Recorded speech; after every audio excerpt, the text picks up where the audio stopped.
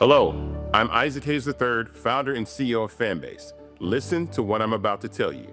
The window to invest in Fanbase is closing. We've raised over $10.6 million of our $17 million goal. That means there's room for less than 6,370 people to invest in Fanbase for the average amount. The minimum to invest in Fanbase right now is $399. That makes you an owner in Fanbase today. Go to startengine.com/fanbase to invest. Why?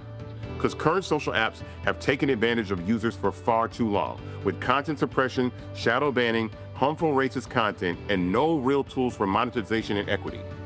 Fanbase has over 1.4 million users and counting, allowing anyone to reach all their following and monetize their content from day one. Social media is the new TV, and whoever owns the apps that distribute that content have the opportunity to own potential billion-dollar companies. While big platforms with uncertain futures are failing to serve their users, Fanbase is stepping up to fill the gap. Don't wait until it's too late. Invest now, invest for yourself and your future. Go to startengine.com/fanbase and own the next generation of social media.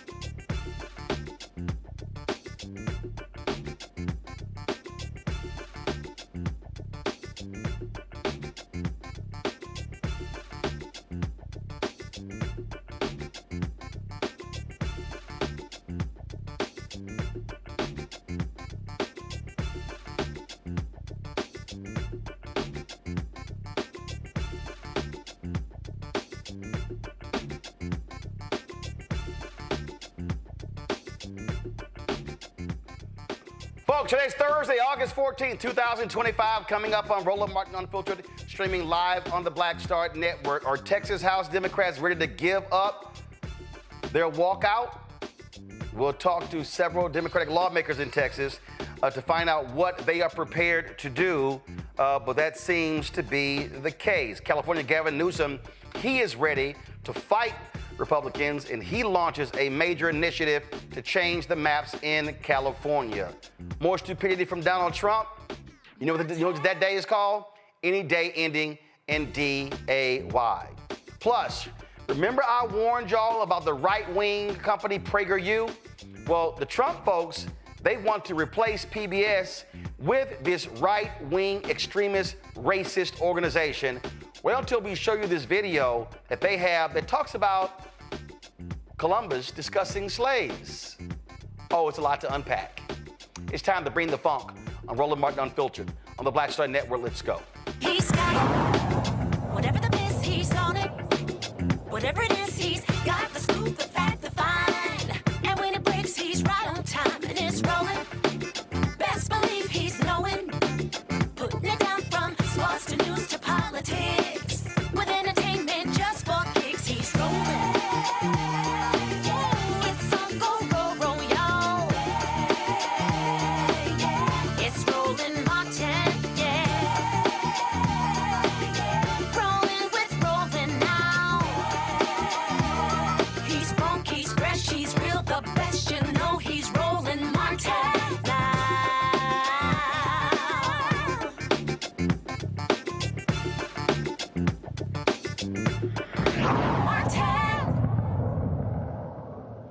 The fight over the racist gerrymandered maps in Texas continues. Texas Governor Greg Abbott and Republicans say they will end the first special session tomorrow and immediately gavel in a second special session. Now, keep in mind, they should be focusing on flood relief in Texas because of what happened in Kirk County. Some 130 people died. Nope, that's not what's important. What's important is kissing Donald Trump's ass and giving him 5 Republican districts. They've already redrawn the maps. Now, they have not voted on the maps in the House because 51 Texas Democrats have walked out, keeping them from having a quorum. Now, the other day, what took place in the Texas Senate? This took place. 9 Democrats walked out in Texas, but 2 remain, allowing the Republicans to actually vote and approve those maps. Now, what makes no sense to me is why in the hell did those Democrats stay? Well, 2 of them explain why they stayed, and still to this day, I don't understand why they did because it makes absolutely no sense. I'm going to read their comments in just a moment. Let me welcome a couple of folks to us. Texas Legislative Black Caucus Chair Ron Reynolds joins us. Also, State Representative Charlene Johnson. Glad to have both of you on the show. And also, we have State Representative Jolanda Jones. Must first talk with Caucus Chair Ron Reynolds. Chair Emeritus. Chair Emeritus, okay, Chair Emeritus, okay. So, y'all have been gone. Many of the folks in Illinois, some remained in Texas. They've not had a quorum. And I have been getting calls all day from folk back home in Texas. A number of state lawmakers, been talking to staff and aides, talking to civil rights leaders, religious leaders. And what I've been told is that Democrats are going to give in. They are going to return to the Capitol and allow for the Republicans to have a quorum and allow for these seats, for these districts to be changed. What is going on? Well, Brad, it's always good to be with you. And, you know, I'm going to keep it 100 with you. And I'm happy to be joined by 2 of my amazing colleagues, Representative Charlene Warris Johnson and Representative Jolanda Jones. The Texas Legislative Black Caucus has been 10 toes down leading this fight. When we broke quorum, our goal was to stop the first call special session, raise the alarm bells to make sure that other states like California, New York, Illinois, that if Texas passed a racial gerrymander, that we would make sure that other states did the same damn thing. We want to stop the map. The ultimate goal, though, we knew that with Governor Abbott having the ability to call special session after special session after special session, that we could only delay it so that our lawyers could be in a great position to then file injunctions in the court. And we've been working with our lawyers. I've been on the phone with Attorney Gary Bledsoe. I know Representative Jelana Jones has been communicating. We have gotten, I've been on the phone working with Derek Johnson, the national NACP president. We have LDF, the Lawyers Defense Fund, all ready to go to action if and when the maps are passed. We knew realistically that we could never kill it indefinitely because Governor Abbott could then move, because Governor Abbott could move the primary date that's scheduled for March. He could go and have that primary date move back to May, June, July, and then therefore they would have more time to pass the map. No, because here's the problem with that. The Supreme Court has consistently said in numerous cases where maps are locked in to give the people an opportunity. In fact, when Alabama and Louisiana, when they voted on their racist maps, they voted on it, and they did that early in the year. In Louisiana, for instance, they approved their maps. This was back in 2022 or 2023. They approved their maps early in the year. It was like February. Their primaries were in August. The general election was in November. The Supreme Court, there's a legal challenge. The Supreme Court said they were locked in. That has been very consistent. So what I don't understand is, if you have, now granted, Supreme Court can do whatever they want, but that's right, bro. You know that. Yes, but the Supreme Court has been consistent in terms of locking maps in to give the voters an opportunity to vote properly. And so it's so if Abbott wanted to try to push it to put to May or June, well, then that meant that the primaries would be then still got a general, and based upon what the Supreme Court has done before, that would not be enough time. So what I don't that's not my that's the advice of the attorneys that are supposedly be the experts on redistricting, the constitutional attorneys. That is based on their advice. They want to be able to have the maps in time to be able to file the injunction to get adjunctive relief in the court. But here's the problem. This is what, again, I need to understand here. I'm going based upon what we saw in Alabama, what we saw in Louisiana, literally in the last 5 years. We saw this with the commissioner's race in Galveston County, where when the maps were changed, the Supreme Court says if there's enough time for there to be a lawsuit which forces them to redraw the maps, then fine. But if there's not, then they lock it in place. What I don't understand is if you wait until, let's say, December, okay, right now. So that means, let's say y'all go back, fine, on Monday. Within 30 seconds, they're gonna approve the new maps. Done. So now, Thursday, you're talking about August 18th. That now means September, October, November, December. It's more than enough time, so that means they're gonna lock in these maps. That means we're gonna lose 2 black congressional districts. That means that every candidate that's filed to run for Congressional 18 now has to figure out, do they run against Congressman Al Green in the 9th district? And so y'all are actually helping them with their cause, because they can say, hey, it's enough time. They can now file. The voters know the district lines have changed. The primary isn't until March. We're good. Well, Roland, I think that what you're saying is plausible, but again, we're relying on the experts of the attorneys. And on top of that, one of the main goals was to get California to get off of their ass and other blue states to get off their ass. I'm sorry, Representative Reynolds. I'm sorry. This is the issue for me. This is the issue that I have. I am 56 years old. My parents are from Texas. My grandparents, maternal, migrated from there. My paternal grandparents, my ancestry dates back to the 1800s in Texas. I have 9 nieces, 4 nephews. My nephew just had a child. My niece has a child due in November. All of them live in Texas. And the reality is, Texas Democrats, Texas members of the legislature are elected to protect Texas. California can do what they want to do. Illinois can do what they want to do. Virginia, Maryland, but Texas is elected to represent Texas interests. Now, if Gavin Newsom does what he does, that's great. But the reality is, how do you not fight? Y'all were out 2 weeks. The Montgomery bus boycott was 382 days. So are you saying that that's it? One session, we're going to go back, then we're going to fight?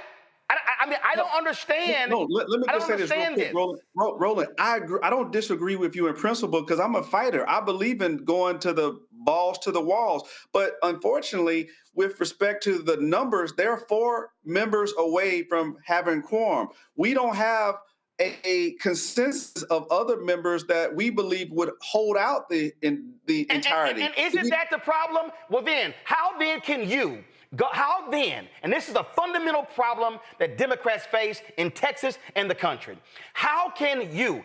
You should be saying to those Democrats, how are we going to go to the voters and tell them to fight when we gave up? They're not going to be welcoming y'all back as some conquering heroes. They're going to say y'all lost. Literally, it was no different than Senator Cory Booker standing there breaking Strom Thurmond's record. And when he was done and they all clapped, they said, let's now move the motion. And then, so what do we have right now? We have people who say Democrats don't fight. We have people right now, Texas is unorganized. You got the most elected, the most eligible black voters in Texas than anywhere in the country. And on the watch of Democrats right now, we're going to see the loss of 2 black congressional districts. And I'm sorry, Representative Reynolds, I understand people being out. I understand family concerns. I understand financial concerns. But how can we tell voters we want you to fight and stand up and stand in line for 5, 6, 7, 8 hours if Texas House Democrats will give in after 2 weeks? I'll pass it, but I want to say this. If it was up to the people that were on this Zoom, or if it was up to the Legislative Black Caucus, we probably wouldn't be having this conversation. But this conversation, will there be any member of the Black Caucus who shows up on Saturday or Monday to allow them to have a quorum? I don't believe that there will be on Saturday. I can't speak for beyond Saturday, but I don't know. Friday, Saturday. I'm going to tell you right now, if there is a single African American who shows up to allow them to have a quorum, that person should be challenged, primaried, and I'm telling you right now, should be defeated. Because what this is going to do is decimate black power in Texas. And I'm sorry, Representative Reynolds, look, but here's my problem. I understand. But here's my problem. My mama and daddy, 78 years old, went to polling places, worked campaigns, ran campaigns. I was 7 years old passing out material at voting places. And I'll be damned if I'm going to give up this easy and impact my nieces and nephews, because we know if we lose these 2 congressional districts, we will never see them again in my lifetime and likely not the lifetime of my nieces and nephews. Brad, I feel you, bro. I no need to apologize. I'm with you in spirit. We're working with a group that's multifaceted, multiracial, not as progressive. They're people from different communities. And I feel your passion, and I'm with you, brother. I want to go all in. So we will continue to relay this message. I'm only communicating to you what was communicated to us. So just know that I'm a messenger, I'm an ambassador, and I am relaying to you the concerns of the attorneys and others who've looked at the best strategies to proceed forward. What you're saying, I feel you. Right. No, wait. And I'm going to tell you right now, and let me make it perfectly clear. If there is a single African American who allows them to have a quorum, I will personally bring my show to their district and personally have a town hall in their district and have their voters speak against them. Representative Johnson, go ahead. Yes, I was just saying, Roland, you are singing to the choir right here. We understand what you're saying, and we started this, like Ron said at the beginning, to fight this because it is our districts that are being impacted. It is our voice that's being impacted. We know that everybody may not be on the same page, but you're singing to the choir today. And what we cannot allow the Republicans to do is to make us attack each other. The Republicans are the enemies, not us. No. Representative Johnson, I'm sorry. The enemy are the Republicans, and the enemy are weak Democrats. That's the enemy. And what we find in Texas right now is that that's one of the fundamental. Listen, I'm still registered in Texas. Matter of fact, I am registered in Congressman Jasmine Crockett's district. And what I'm saying is, again, here's a perfect example. This is just real simple for me. 9 Democrats walked out in the Texas Senate. If the other 2 had walked out, they couldn't have passed the maps. Right. So what I don't understand is, why did the other 2 stay? They could have walked out. Right, but we did. No. But that's the perfect example I'm talking about. If 9 walked out and went to their office and they couldn't, if 2 Democrats had also walked out. Zaffarini and Chewy Hinojosa, they couldn't have passed the maps. So what do they say? Oh, we stayed to fight. No, you didn't. You stayed to lose. So you're going to go into their districts, into those two Democrats that stayed, you're going to go in their district? You goddamn right I ain't got a problem doing it, because this is the problem. And I'm telling y'all right now, black folks are saying, oh, Democrats, y'all want us to fight, organize, mobilize, swing, and put all the work, and then when we do, then you don't even have the gumption to force a second or a third session. You give up after 2 weeks. Representative Jones, go ahead. So I 1,000% agree with you. On mute, No, she's here. We here. I'm 1,000% in line with you. I ain't gonna be there on Saturday or Monday. Let me be clear. If this is my respectful opinion, if we go with them, we allow the people who are not losing seats. Okay, the people that are losing seats are black people. Okay, they are losing seats, and we will never get them back. So I'm not gonna make it easy for them to not be courageous. I'm just not. I think it's wrong. I think that we can't ask our constituents to fight for us if we're not willing to fight for them. We had 4 special sessions in the 88th legislature. We've been here for not even 2 weeks. Monday will be 2 weeks. So we will not have even held out for 2 weeks. I don't know how my law practice is going to be when I get back from here. And I've got to figure that out. But right now, I always wanted to have a civil rights moment where I could show people who my grandmother and mom raised me to be. And this is that moment in time. I understand people have different reasoning for what they're doing, but I'm not going to do it. I literally woke up this morning crying. Because why would I let California do what I can do my damn self? True story. And even if California is able to pass their maps, that doesn't stop CD. And let me be clear, my district, House District 147, has 3 of the districts in it. I share constituencies with CD9, with CD18, and with CD29, and I live in CD18. My constituents will not have the opportunity to elect 2 or 3 people who think like us. And us spreading the word and getting the word out, and California or Illinois or New York doing whatever it is they do, doesn't change the fact that I ain't gonna handle sufficient black representation in Houston, where I live, and allow us to pick the person. And the same thing is true in Dallas. And so I'm not a sheep at all. I'm not gonna just follow because that is like what people are saying to say. You know, I'm willing to hold out as long as I need to. I know the Montgomery bus boycott lasted for over a year, right? People struggled. People had to figure out how to get to work. People lost their jobs, and this was for over a year because they understood that the only way to get white folks to pay attention was to hit them in the pocketbook, and they thought they could outlast us. So you ain't got to worry about me. I ain't going nowhere. And let me be clear to anybody who says I'm not team House Democratic Caucus. No, I'm team HG 147. I'm team my constituents. My constituents are what matters. So that's all. I ain't making no mistakes. Like I said, sometimes in life, decisions are hard. Sometimes in life, you got to make them.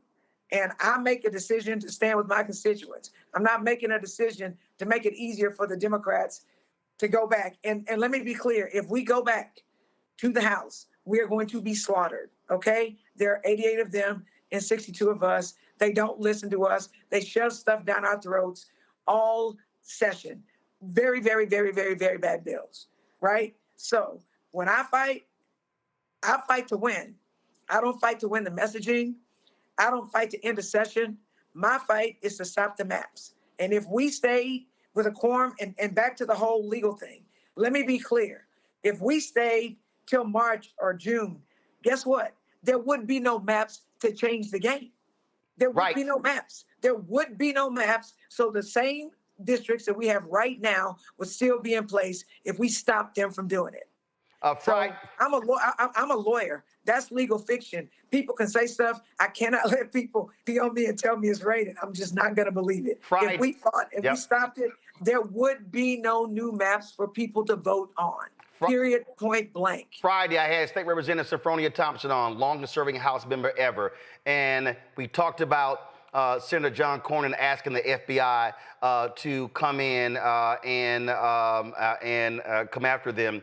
This is what she actually said about that. It's a civil warrant. It's not a criminal warrant. And number three, Tom DeLay tried it in 2003 when we left and went to Ardmore, Oklahoma. He wanted to send the FBI and pick us up and bring us back to Texas, and they did not get involved, and that was a Republican administration during that time as well. These are civil warrants and not criminal warrants, and they don't have to look for me. I tell them where I am, and I can send them a map and driving direction and everything. They can locate me real well. Well, so here's my point here, Representative Reynolds.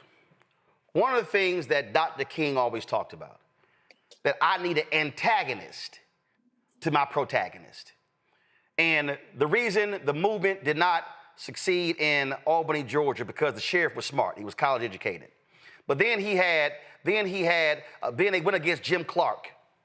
They went against Bull Connor, because he understood I need an antagonist. So this is what I don't understand. If I'm going to go back, let's say I'm a House Democrat, and I'm going to go back, I ain't going to make it easy on them. I'm going to say, come get me. And matter of fact, if you come to my house, we're going to have the cameras there, and I'm going to kneel in my front yard, and then you're going to have to physically put me in a car. But what I'm not going to do is willingly walk to the state capitol. I'm not going to make it easy on them. I'm not going to make it, no, I'm going to make it hard on them. And so are you saying that to the other Democrats, that we going to make it easy? We just going to walk back to Austin and think the people going to say, oh, glad to have y'all back. The last 2 weeks was great. No, you got to make it hard on them. What are Democrats in Texas doing to make it hard on them instead of making it easy walking back in? Well, Roland, again, Fred, I feel your passion, and I agree with the sentiments of what Representative Jones said. And just for context, if you look back at the empirical data on this, I was one of the first to say we need to break quorum. So I do believe in the spirit of good trouble, necessary trouble. I was one of the ones with Jasmine Crockett back in 2021 that says we need to break quorum and go to D.C., and we did. So I feel you, Frat. The only problem I'm telling you is that everybody ain't built like us, okay? Well, then everybody who ain't built like us also need to be called out. Because see, these are the same folk who want us to put it on the line, but when it's time for them to put it on the line, they punk out. Well, Frat, to be honest with you, I know for a fact that they would be able to make quorum. That many people say, I didn't sign up for a second quorum break. I'm just going to be transparent with you. We had to push and do everything we could to get them to do this quorum break right here, right now. So we tried to move the needle, but the resistance was, hey, I got to do this. I got a wife. I got a spouse. I got a job. I got this. I got that. I can't do another 30 days.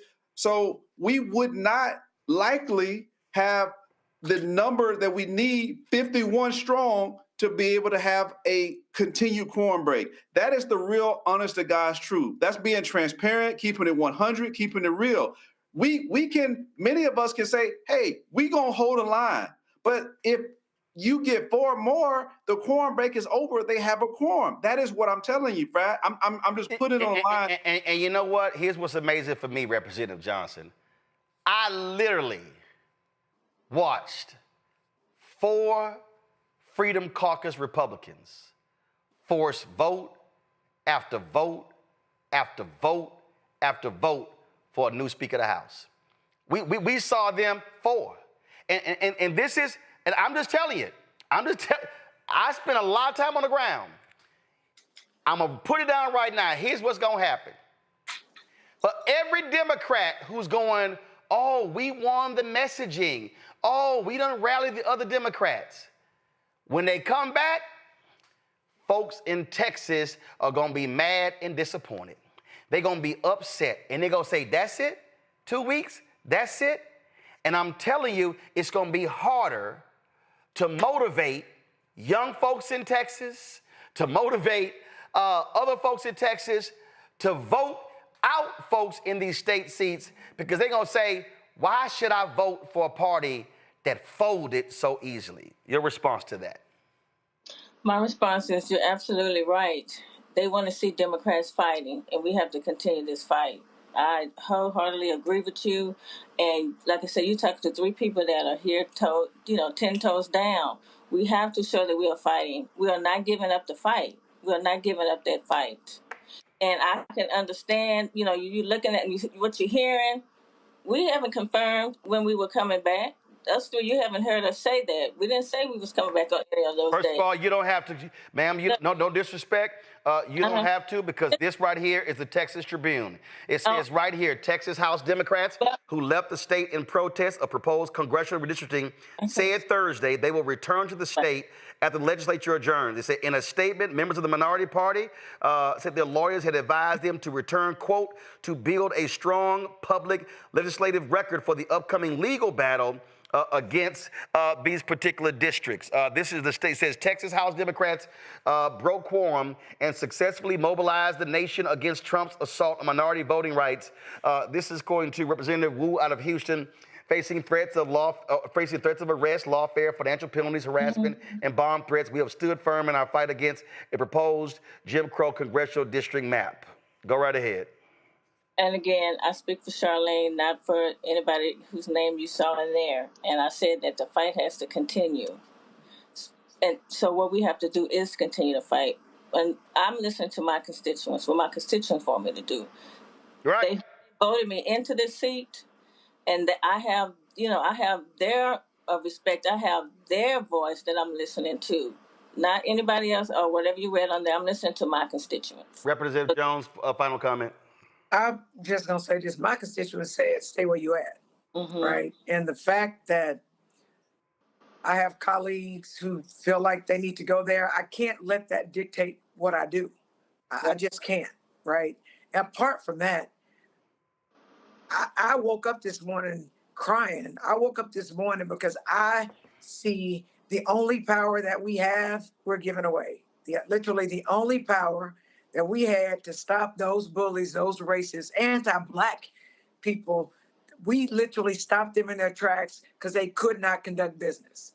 And so I've never in my entire life, I've been on so many winning teams. I don't take well to losing.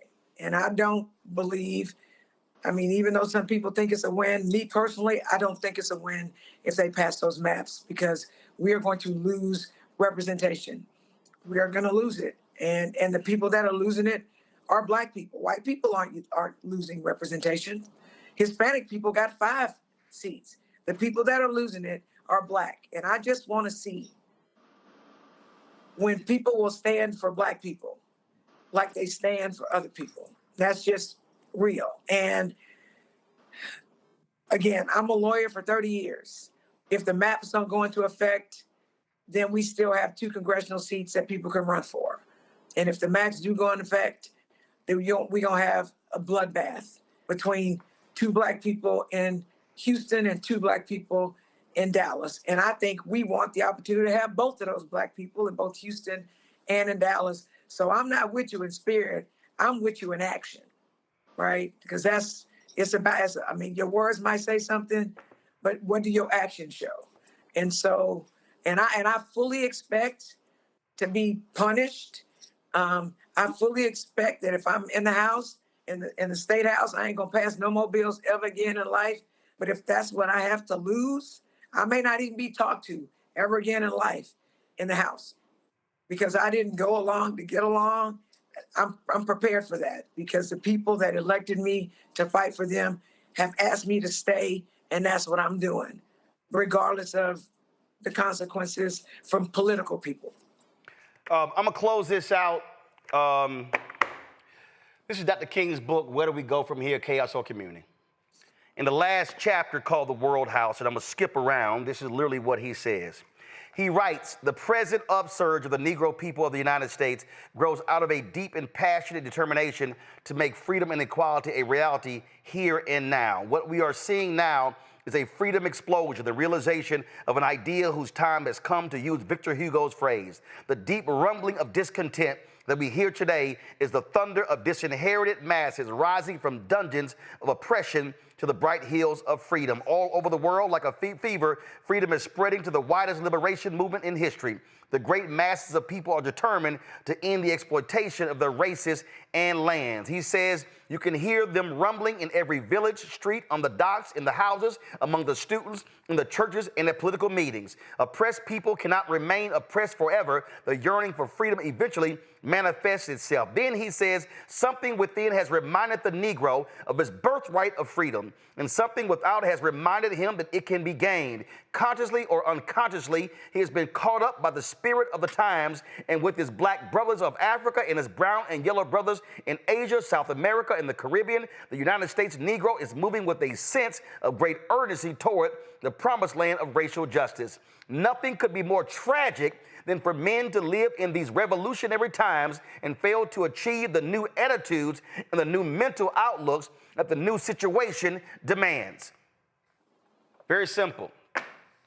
The people today, the voters today, millennials, Gen Z, Gen Alpha, these are not the same folk as baby boomers and Generation X. And the reality is, fewer African Americans are self-identifying as Democrats. People are saying, I don't see fighters, I don't see people standing up. And what they're also saying is exactly what Representative Jones says.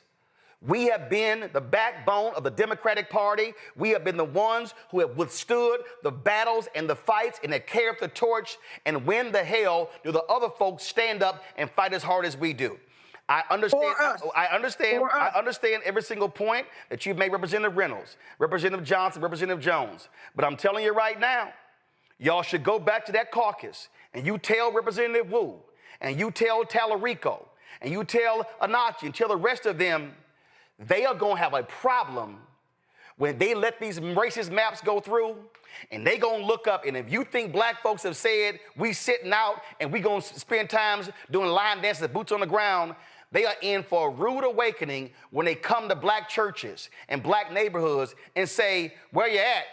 And the response is going to be, where in the hell were you at? We needed you the most. I thank all three of you for your work. And again, let every member of the Black Caucus know, any member who stands with these Republicans and gives them a quorum, I'm putting their names and their faces on this show every single day because they got to be called out. And let me be real clear. I understand other folk, but this show centers African Americans.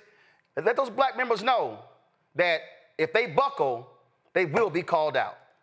Roland, may I say one quick thing? I literally got to go to a break. My panel's next. I appreciate all three of you. Thank you, sir, very much for your service and your fight. Thanks a lot. Got to go to a break. I'll be right back. Roland Martin Unfiltered on the Black Star Network.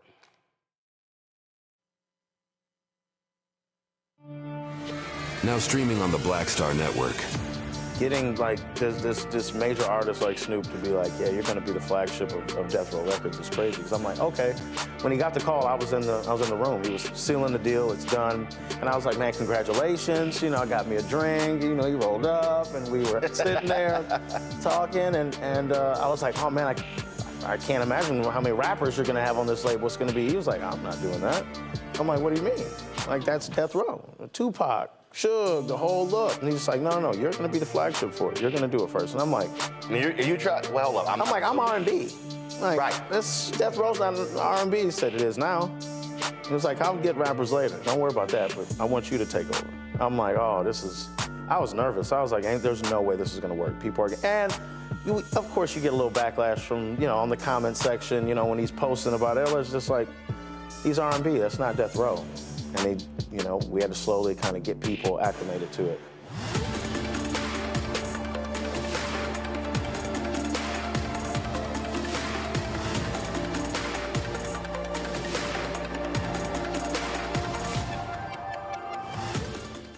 Hey, this is Motown recording artist Kim. You are watching Roland Martin Unfiltered. That boy, he always unfiltered though. I ain't never known him to be filtered. Is there another way to experience Roland Martin than to be unfiltered? Of course he's unfiltered. Would you expect anything less? Watch what happens next.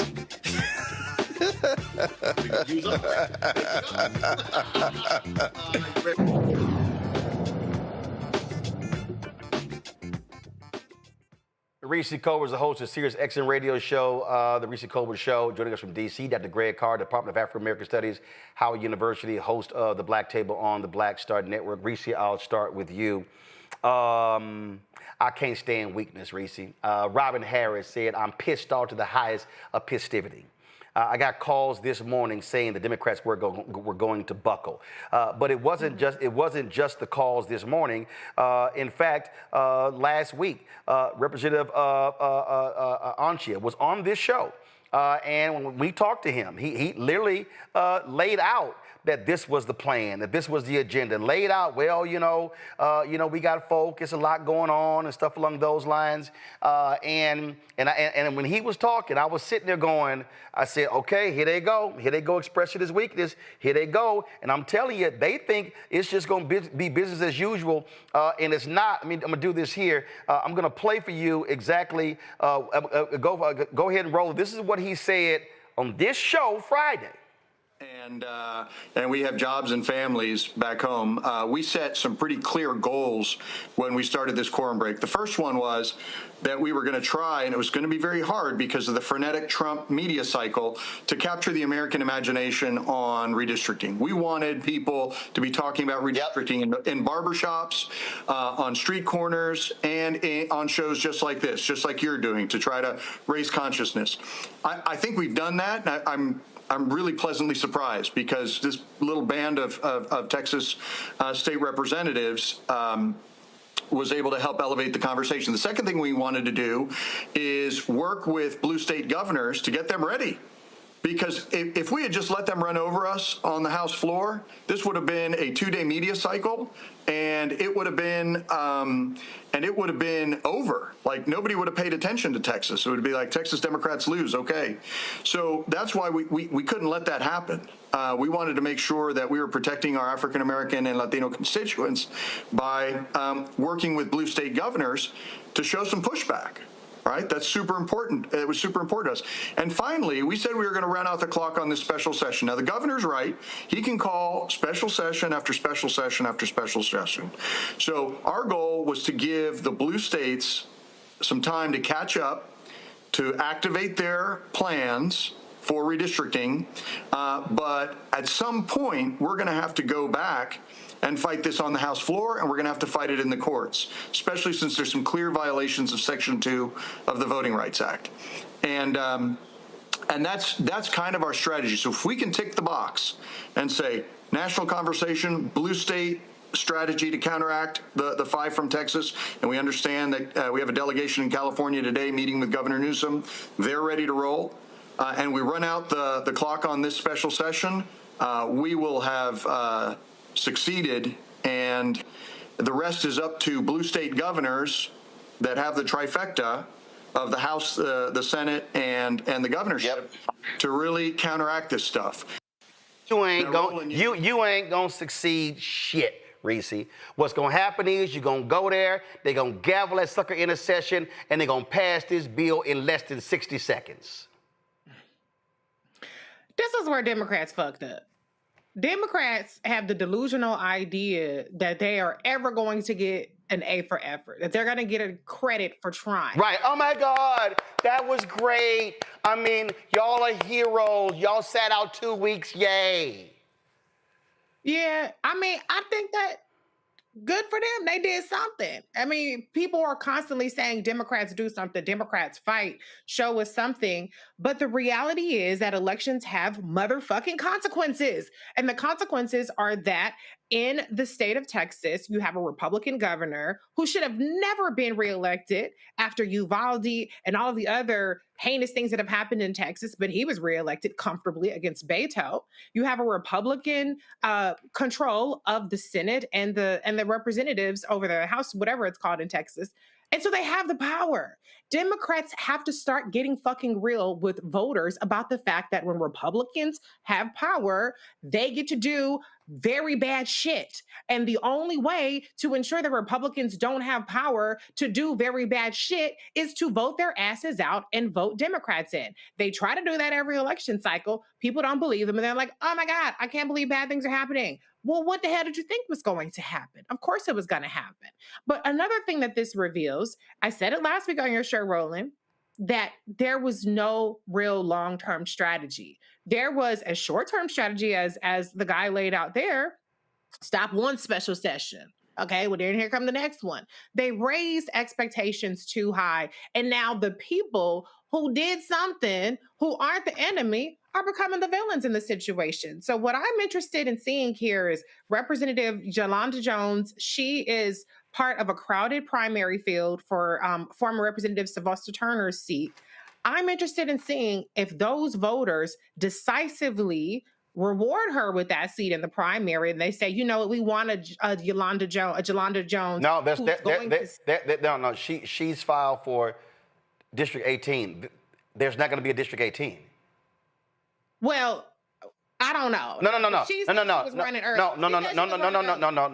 No. Let me walk you through this here. There are about 20 people who have filed to run for District 18. That's the district held by the late Congressman Sylvester Turner, Congresswoman Sheila Jackson Lee, Craig Washington, Mickey Leland, Barbara Jordan. Republicans are getting rid of that district. They have moved the line so Congressman Al Green, who is currently in District 9, who's currently living in where he is, they've moved his house to District 9. He is going to run for re-election. So 18 is being wiped. But is there not a special election happening? No. Follow me here. The election, there's a special election, but here's the problem. You're gonna have the special election, but that seat's gone. So here's the deal: they have to file for that seat. The filing date, I think, is September. The special election is in November to fill 2025. 25 to fill District 18. Okay. But when the Republicans pass the map, then 18 gets wiped out. 30, Congresswoman Jasmine Crockett gets wiped out. So the deadline to file to run in 2026 is December, because the primaries in Texas are in March. So Representative Jones, if Representative Jones wins, and she's running against former Councilwoman Amanda Edwards, County Attorney Kristen Menifee, and a host of others. So if she wins, she's there for 1 year. But she has only 1 month to decide whether she files to run against Congressman Al Green in District 9. Yeah. But my point, Roland, is that if the premise is that Democrats get all this credit for fighting, then one way that we can show that, the evidence will show, even no matter how short-lived this district is, the evidence will show that Representative Jones will win that crowded primary. And that's what I'm saying.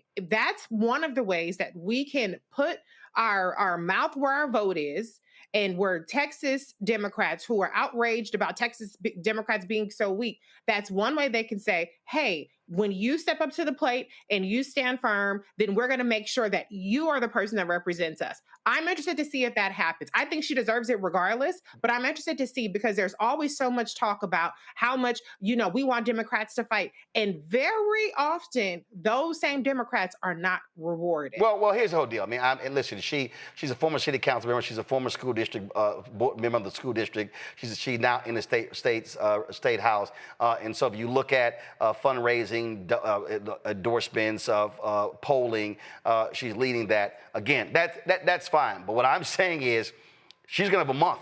She's gonna have a month to say, and a month is gonna be, do I run again? So her running is really immaterial to this battle, because if this battle wasn't happening, frankly, based upon any number of factors, it's a good bet that if you had to bet who's gonna be in a runoff, it's gonna be her. But this is the thing that jumps out for me, Greg. And see, this is why I was going so hard with the Black Caucus. If the Black Caucus, as a caucus, said, we ain't going back, all of us are going to stand here. And if y'all going to do this, you're going to do it without us. That then would have caused them to say, are we going to buck the entire Black Caucus? But see, here's the problem, Greg. The problem is you got some weak Negroes in the Black Caucus. You got some weak Negroes who refuse to come on this show to talk, and we called them. We need to go back. Because you know what happened? When they had the last walkout, and I know him personally, but he punked out. Garnett Coleman. We need to go back. For what? To get slaughtered? He participated in the breaking of the quorum. Ron Wilson, his sorry ass. When Tom DeLay pulled that shit when he was in Congress, the first time, Ron Wilson brokered a deal because, see, he thought he was going to get the congressional seat of Al Green. And you know what happened? He ran. So he partnered with the Republicans, lined with them, and he went back. And you know what happened when he ran for that congressional seat? Got his ass whooped. And then you know what happened when he ran for his state rep seat? Got his ass whooped. So my point is, if you are the Texas Legislative Black Caucus, you all stand firm and say, if y'all gonna break the quorum, then y'all gonna do it without any of us.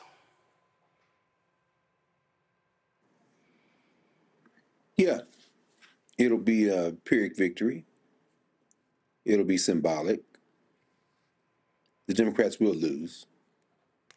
And we'll take the next step toward the inevitable, which is the fracturing of the American state. This battle's already been lost. This battle was lost at the ballot box. Some people may accuse you or me or Reese or anyone else speaking on the specific subject I'm about to say as shaming voters. I wouldn't call it shaming voters. I would say forcing human beings to look in the mirror and say that you put the knife in your own throat by not registering, by not checking your registration, and by not voting. This battle has already been won by the white supremacists, but the war has not been won by the white supremacists. Sure, the the Texas Black Caucus should not go back. I agree with Representative Jones. And I also understand Representative Reynolds in the sense of saying that in some ways this battle will now shift to the courts. Now, as you walk them through in Louisiana and Alabama, the goal should be to get to December. Certainly late fall, early maybe winter, to try to stop this by saying that these maps can't be and it's changed. But let's just say that they fail, and it looks like they're going to fail. If that's the case, they're going to go to court anyway. Now, will they lose in court? Probably. But here's where we're going ultimately. California, Governor Newsom now saying, well, an early November vote to do something about redistricting, maybe Pritzker in Illinois, maybe we see something in New York where their rules are a little different. Certainly Ohio, where there's triggered a statewide redistricting commission, if they can't reach a 60% threshold in the legislature, which they should be able to do. The white nationalists in Florida, the white nationalists in Missouri, where they would carve up Emanuel Cleaver's seat, the white nationalists in Indiana, probably could claw a few more white nationalist seats in the federal legislature. But ultimately, it's going to come down to this. The type of outrage that you exhibited there in that conversation with Representatives Reynolds, Johnson, and Jones is not going to be shared by millions of black voters in this country who have simply tuned out. Another set of victims too whipped to choose, to quote Gil Scott-Heron, distraction, disinformation, for whatever reason, simply have opted out of the political process.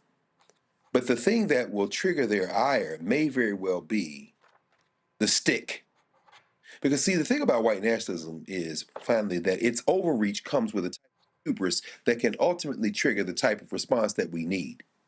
This won't change until black athletes decide to stop going to Texas and Texas A&M. This won't stop until black stop spending money. But see, they won't feel that until a supermajority in Texas, a majority of the federal legislature, like what we're seeing in D.C., starts harassing black people in the streets. We got an email today at Howard University, and I'm still in Egypt, so we return to school next week. But I got my email, checked my email, and here's an email instructing students, faculty, staff, and folks that don't have university campuses to always carry your IDs. Make sure you're in count. That's some South African apartheid bullshit. That is exactly right. And Roland, what you just said, brother, that is where we're headed. And I can't tell, frankly, it's hard for me to contain my enthusiasm. I welcome it. Let me tell you why I welcome it.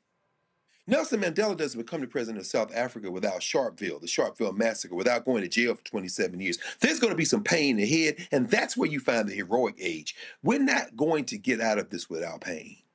And I really don't think that the handful of moderate Democrats, if the state caucus, Black caucus in Texas were to say we're not going, I really don't think that the Democratic Party would still have the gumption not to give them quorum, because there's going to be some punk-ass Democrats who are not Black who would simply go in there. I think ultimately the only way this is going to be resolved is by direct confrontation. And we have passed the time when we could have used the ballot. And as Malcolm said, it may be another alternative coming up soon that we're going to have to finally face. But when we face that, then we're going to get some change. But I think this moment may be on the verge of passing, brother. See, what I need everybody watching to understand, and this is why I absolutely disagree with what the lawyers are telling Representative Reynolds.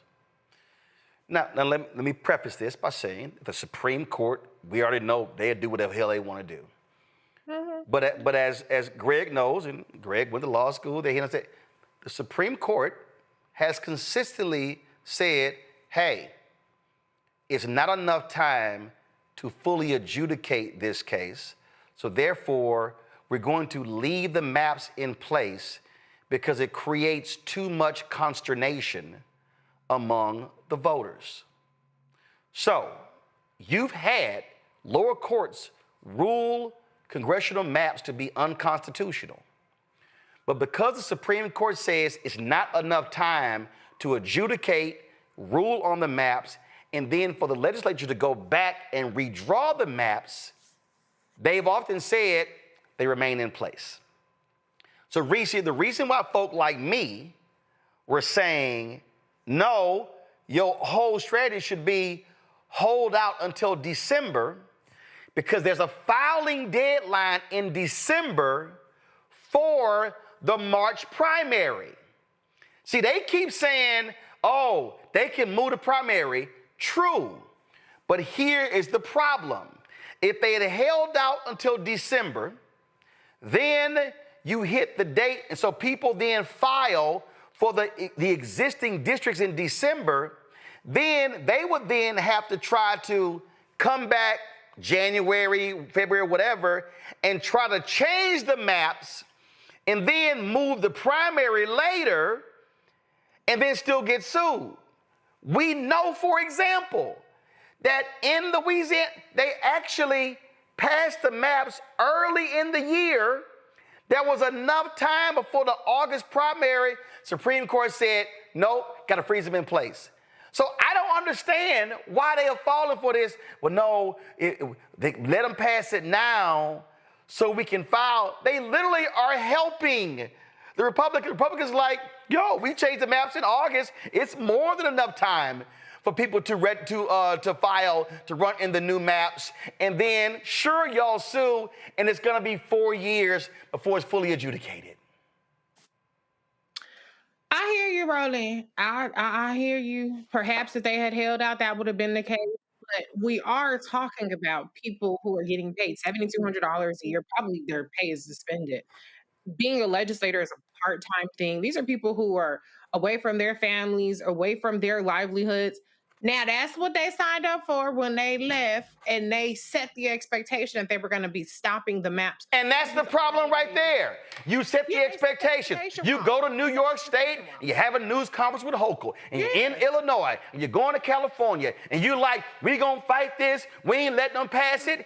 And your ass give up in 2 weeks? I know, Chad. That was bad PR on their part. That was a bad. And Reese, guess what? They literally, and you know, I already got the tea.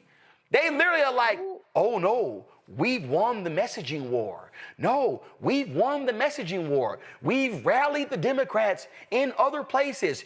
No, they literally have been in their meetings saying, we're going to be welcome like heroes. I am not lying. They have literally been saying, can we have people at the Capitol on Saturday when we come back on the Capitol steps applauding us when we come back? I said, y'all got to be out. I am not lying. No, they delulu as fuck. They are absolutely not going to be welcomed back as heroes. They're going to be welcomed back as weak ass people. But I will say this to anybody who was looking at the Democrats as being weak, that's fine. Make sure when these people are up for a primary, when these people are up for a re-election, when you march to the polls to vote their ass out, make sure that you march to the polls to vote out Greg Abbott's ass and vote out John Cornyn's ass and any other Republican in your motherfucking way. And if you're not a regular voter, now would be the time to do that if we get there. To Dr. Carr's point, this might come to a head before that. We're all talking hypothetically as though we're even going to have elections. But my concern, I figured that at some point it will come to some non-voting resolution. But so far, the people out there pew-pewing are the crazy-ass MAGA motherfuckers. The CDC got shot up. The Democrats got killed in Minnesota. The wrong people are getting activated right now. And so if this doesn't come to that kind of head, before our next vote happens, get your ass out and vote. You can vote mad against the Democrats, but make sure you vote just as mad against the people who are really the ones implementing these heinous policies. Here's the thing for me, Greg, that a lot of people don't understand. First of all, in Texas, it's in the Constitution. It's by design that it's not a full-time legislature. Okay. They meet every 2 years, even though the governor can call as many special sessions as possible. But here's the other thing.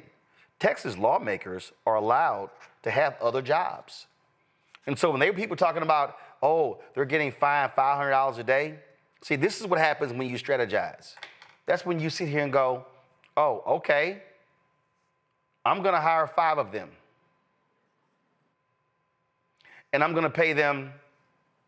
So you getting fined $500 a day, 7 days a week? Okay, I'm gonna hire 5. You hire 5. You hire 5. You hire 5. The law allows for them to have multiple jobs. They can. In fact, there are state lawmakers who created companies that were getting bond contracts with cities and counties and municipalities who were state legislators. So folks don't even understand that. There are also no campaign limits in Texas in terms of money being donated. See, this is what I'm talking about. To Reese's point, Greg, if you're going to do this, you're going to raise expectations, can you have a game plan that lasts more than 2 weeks? That's the equivalent of saying we got a big football game on Saturday and we have a 2-quarter game plan. Hey, coach, you know it's 4 quarters. Greg, go ahead.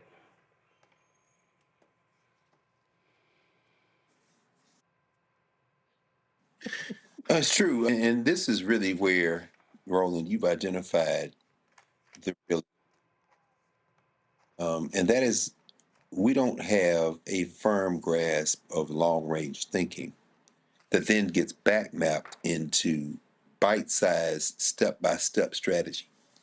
The purebred religious racists, and I call them religious racists because they're religious extremists, Russell Vogt, Kevin Roberts, and so many others associated with Quarterbacks of Project 2025, which people look at as a political document, and it is, but it's been driven by a white nationalist, cultural, theocratic foundation. What we're seeing in Texas is anti-Black racism being the jet fuel for this type of political strategy. Now, of course, a lot has been made of the fact that this proposed redistricting would create some Latino plurality districts. Yeah, 5. Greg Abbott says 5 Republican-leaning Latino districts. Right. But the problem is that now these white nationalists have moved to cracking and packing Latinos. And they are relying on anti-Black racism to inform enough enough people in the Spanish-speaking community in that now Latino plurality state of Texas to peel off those votes by having these people vote against black people. Now, then what should our response be? Well, if we had a long-range view, we would understand a couple of things. Number one, white nationalism is permanent in this country. It is foundational to the country. And number two, you can't appeal to white nationalists to attempt to beat white nationalism by appealing to white nationalists. Right. So your long range would be to break the back of white nationalism by embracing a black first strategy, and then the bite-sized steps to in terms of implementing that long range vision in a step-by-step process is to say, as black people, we represent the of black people first, but that black first strategy also benefits everyone else. Now, what do I mean? So when you go to now a Latino plurality district, a new one, you say, look, these white nationalists hate you. They've cracked and packed your district. And some of y'all hate us. I'm not here to make you like me. I'm not here to convince you that I'm a human being. I'm here to say that you are a racist, but now you're a racist with a food bill that has exploded. Now you're a racist with a power bill that has exploded. And campaign for you to like me, what I'm going to say is that the people who hate me hate you as well. Boom. If we come together, you can still with a lower medical bill, a lower electricity bill, and we can have a beer and fight each other in the street, and that's just fine. But what we have to understand is we got to stop pretending as if we can woo voters already who don't participate, but the ones who do. Quit pretending as if we can woo voters by somehow gussying ourselves up, washing our faces and combing our hair in a certain way and saying, kee hee, see, we're harmless. No, you got to fight these people. I like the way that goes up. And I'm saying that's a winning strategy, even with white nationalists who will say, I hate you, but I'm still going to vote for you because I can hate you in a house where my heating bill and my cooling bill isn't exploding. That's how you implement a long range strategy in a short range fashion. But in order to do that, we've got to look long range. And long range is this a white nationalist country, and it's always going to be one. So to close this out, and Risa made this point. Congressional districts are gerrymandered. State rep districts are gerrymandered. State Senate districts are gerrymandered. But you can't gerrymander in the presidential race, or the United States Senate, or the governor, or the Attorney General, or the Secretary of State, or the Land Commissioner, or seats on the Texas Supreme Court. Those are all statewide seats. And so I have been saying this to Greg's point about black first. Y'all, and can't nobody say I ain't been saying this, but I've been real clear why you must give your money to Black Voters Matter. Give the money to black groups that are mobilizing black people on the ground. How many times have y'all heard me say that if we vote at 70% of our capacity, if we vote at 70% of our capacity against these white nationalists in Texas, and let's be real clear, y'all, George W. Bush beat Governor Ann Richards. Then when he ran a second time, he ran against what they call a unity ballot. You had a rich Latino banker running for governor. You had a black man who was mayor of Dallas and Ron Kirk running for United States Senate. And then you had a white man in John Sharp who was running, I think it was for lieutenant governor. And guess what? They all lost. So they presented this multiracial coalition. And Republicans have controlled Texas politics for the last 25 years. They own it. Every statewide office. And the reason they keep winning, there are multiple reasons. But one of the reasons is that the 254 counties in Texas, Democrats only have 81 county offices. That's one. But the second reason is because malaise. People have just been so upset. Well, you know, we can't do anything. When Beto lost against Greg Abbott, 75% of young people under the age of 30 did not vote. Texas has more eligible black voters than any state in America. Texas is an unorganized state. It is a state that's not been mobilized. And what I'm saying to black people, if any black member allows them to have a quorum, you primary them and you take them out. But then what you do is you absolutely take out Ken Paxton or John Cornyn for United States Senate. And then what you do is you take out, in 2028, that's right, you take out Abbott. You spend the next 3 years mobilizing that state and telling folk, y'all still want to live underneath this here? You mobilize young women to say, you want the, do you see how many women in Texas are dying because of these anti-abortionists, literally dying because they're being denied services when they have complications from pregnancy? Do y'all understand that I have a niece who is due, my oldest niece, my grandparents' oldest grandchild, who is due in November? I'm fucking scared to death because these assholes, if anything happens with her pregnancy, because of these assholes, she may not get the proper care because of the laws that they have established. See, to Greg's point, to a lot of folk, the shit ain't real till it get personal. And so earlier today, I was sitting in the chat and some folks were like, man, Roland, I understand, but you want the folks to do this here and do that here, but a lot of us are comfortable. I said, well, God damn it, I ain't comfortable. I said, because I pay the taxes on a house in Dallas County that my parents live in. And when I go home, and I've got family reunions, and when I sit here, and again, 9 nieces, 4 nephews, when I look at family members who are all in Texas, God damn it, that's blood, sweat that's in that fucking soil.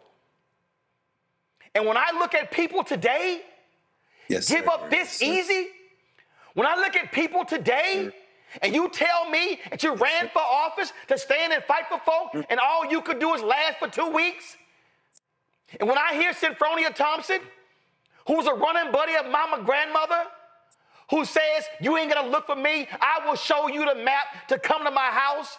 Don't tell me you're gonna walk back willingly to the state capitol. Don't tell me you're gonna sit here and say, well, we're gonna go over there and we fight. No, you're not. And if you didn't want to fight, then goddamn it, leave. Let somebody else in that position. Because what we are talking about is a battle that's generational. What we are talking about right now, go to my iPad, the United States Supreme Court is going to reconsider the congressional district in Louisiana, and they literally are going to rule against race-based congressional districts. And I need all of y'all to understand that what is on the ballot is they could wipe out with one goddamn ruling more than 30 black congressional seats. That means right now the Congressional Black Caucus is the largest caucus in the United States Congress, and this Supreme Court could literally wipe out half of the damn Congressional Black Caucus. So don't tell me you're being too emotional. Don't tell me it doesn't matter. Right now they're looking to wipe out Congressman Cleaver in Missouri. They're looking to wipe out Congresswoman Sykes in Ohio. They've already wiped out a black seat in Florida. I've told y'all repeatedly that they want to defund black America. They want to take everything economically, everything politically, academics, business. They want Jim Crow 2.0 to return. And what you had better understand is read a goddamn history book. Because this is exactly what happened after the 1875 decision. This is exactly what happened after Plessy versus Ferguson, when they wiped out black representation in Congress. Go read the speech of that last black Republican who was from North Carolina. The reason the Congressional Black Caucus Phoenix Awards is called that because he said to them, you may wipe us out now, but we're going to rise like a phoenix.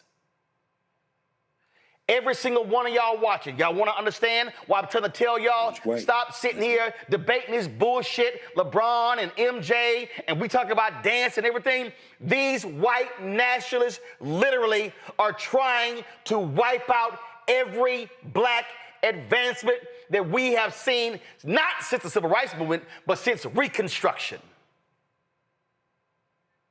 This is not a drill. This is reality. You had better understand I'm not going to be silent while it happens. And if you are black, if you're unwilling to fight, if you ain't got the spirit of Shirley Chisholm, of being unbought and unbossed, well, get your ass out the way and let some folks in who are ready to do battle. I'll be back.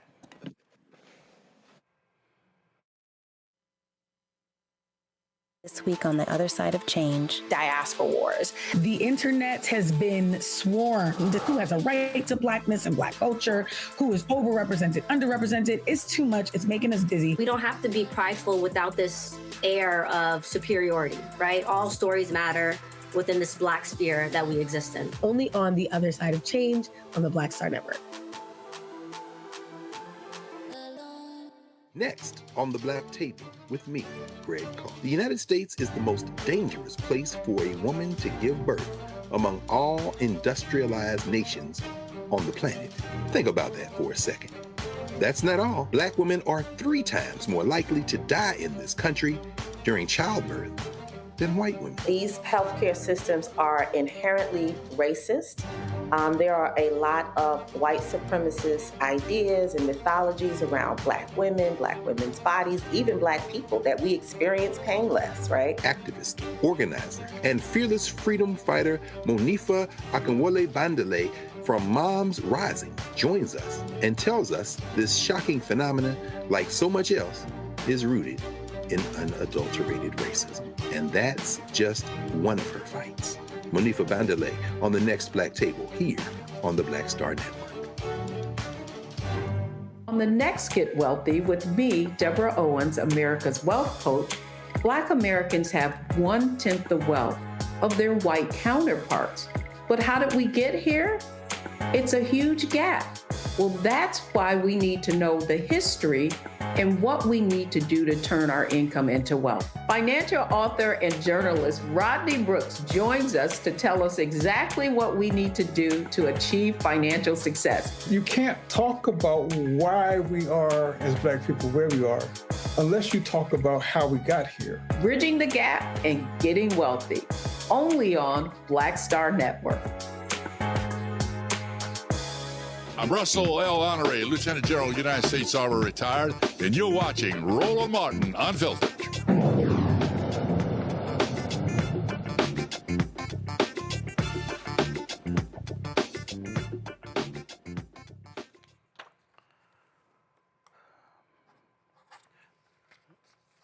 I laid out why I'm so pissed off.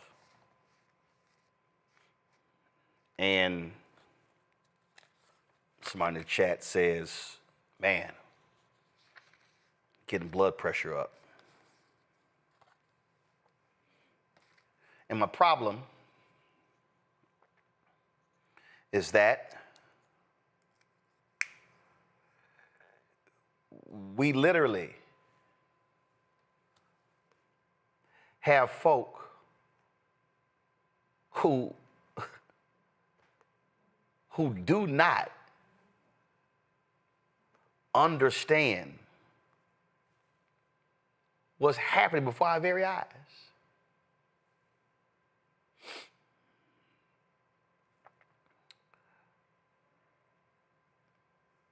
When Greg just sat here and talked about how are university students, faculty, staff, the Mecca, that's what it's called. You hear the real HU. Get an email in 2025 in so-called Chocolate City, be sure to carry your ID. When I referenced South Africa, I need everybody watching right now, I need y'all to write down, type in your phone, the Polaroid Revolutionary Workers Movement. I need y'all to understand, apartheid doesn't end without what they did. Ken Williams is working at Polaroid, and he walks into the corporate headquarters, and he sees this picture, and he realizes that the passbooks, essentially passports, that black people were forced to carry in South Africa, they were made by Polaroid. Ken Williams goes to them and say, this ain't right. And he begins to go around and he begins to talk to the other black folks at Polaroid, and a young woman, 26 years old, named Carolyn Hunter. Carolyn listens to what he has to say, and she says, you're right. And Carolyn Hunter, her mama says, baby, what you doing?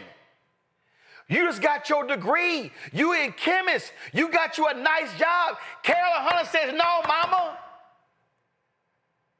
My good job ain't good enough for me to accept this. And Ken Williams and Carolyn Hunter began to go on this battle, and they begin to fight this very issue. They lose their jobs. See, several years ago, Professor Charles Ogletree, he would do this Charles Hamilton Houston Institute, and he would have this panel discussion on Martha's Vineyard. 2008, I was invited to it. 2009, I was invited back. And then 2010, I did a book signing of my book on Obama, the election. And so I was invited there by Carol Williams. And so I'm staying at their house, do the book signing, everything. And so then in 2009, I'm sitting here, I'm filling in for Campbell Brown. And I'm in the hotel, the Parker Meridian in New York City. And it's 3 o'clock in the morning. I could not sleep. And I'm watching PBS.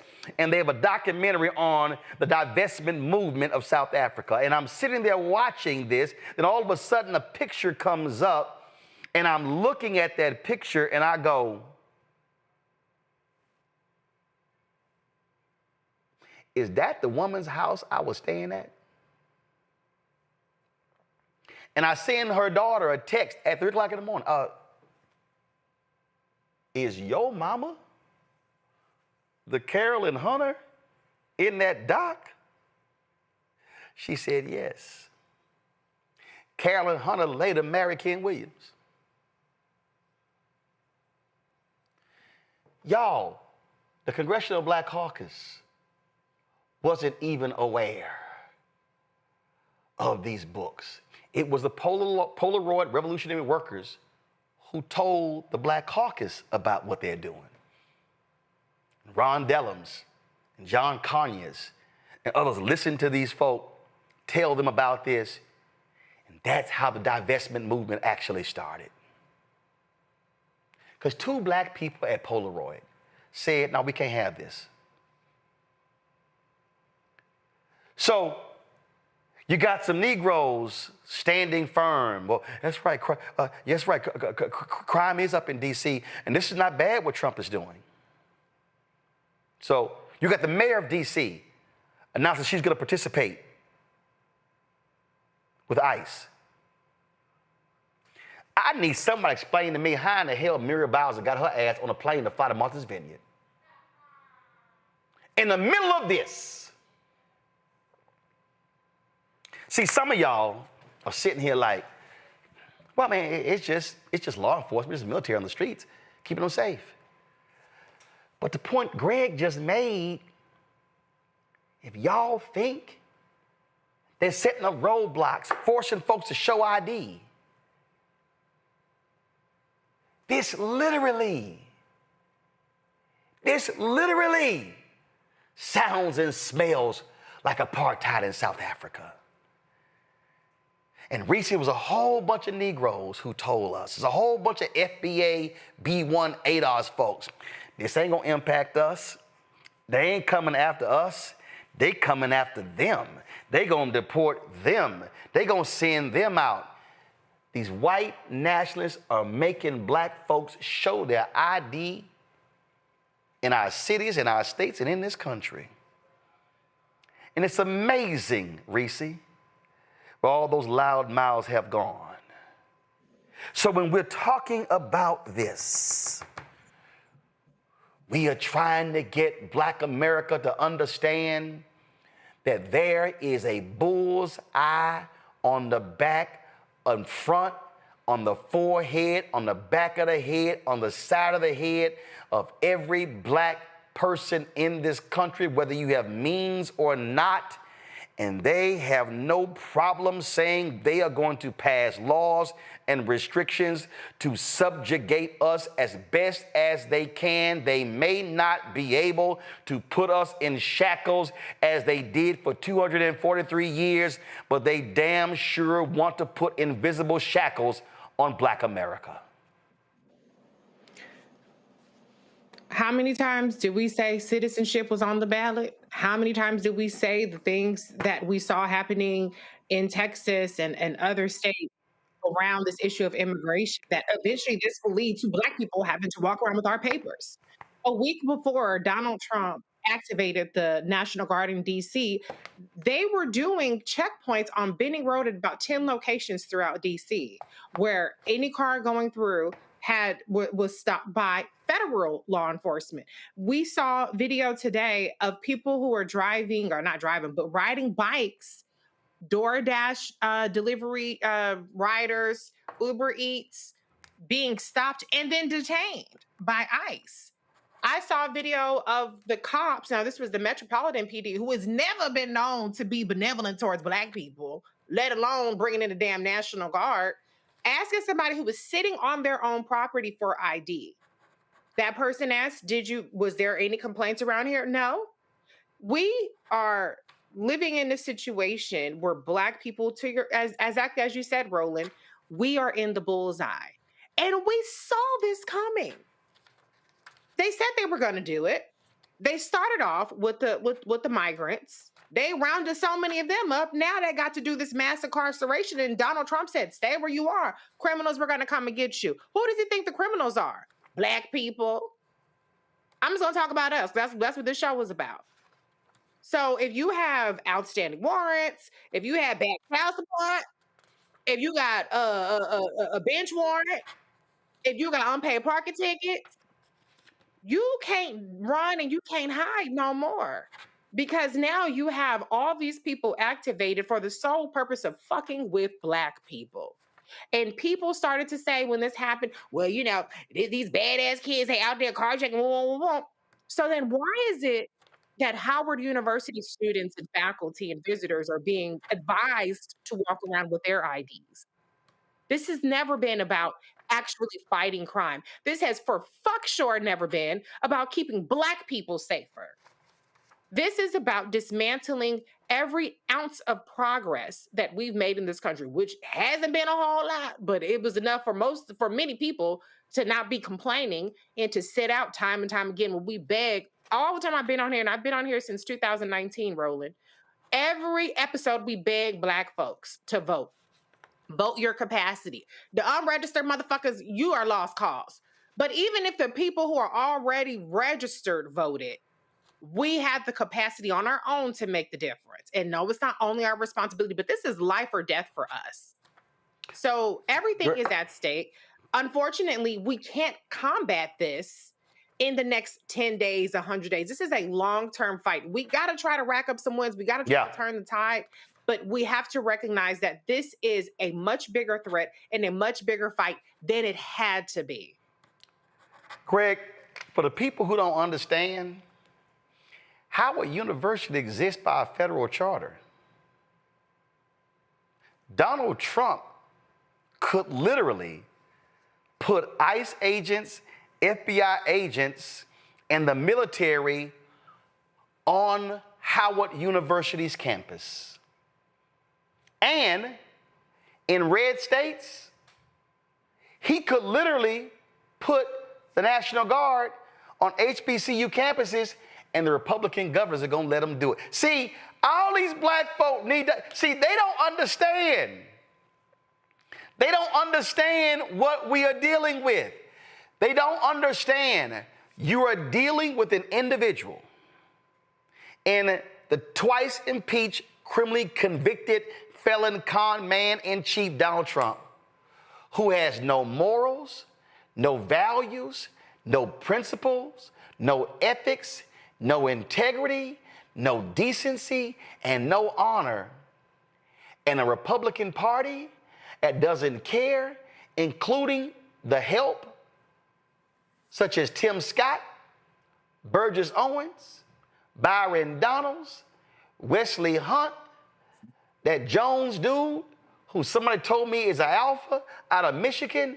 They don't give a damn, and they not gonna say a word.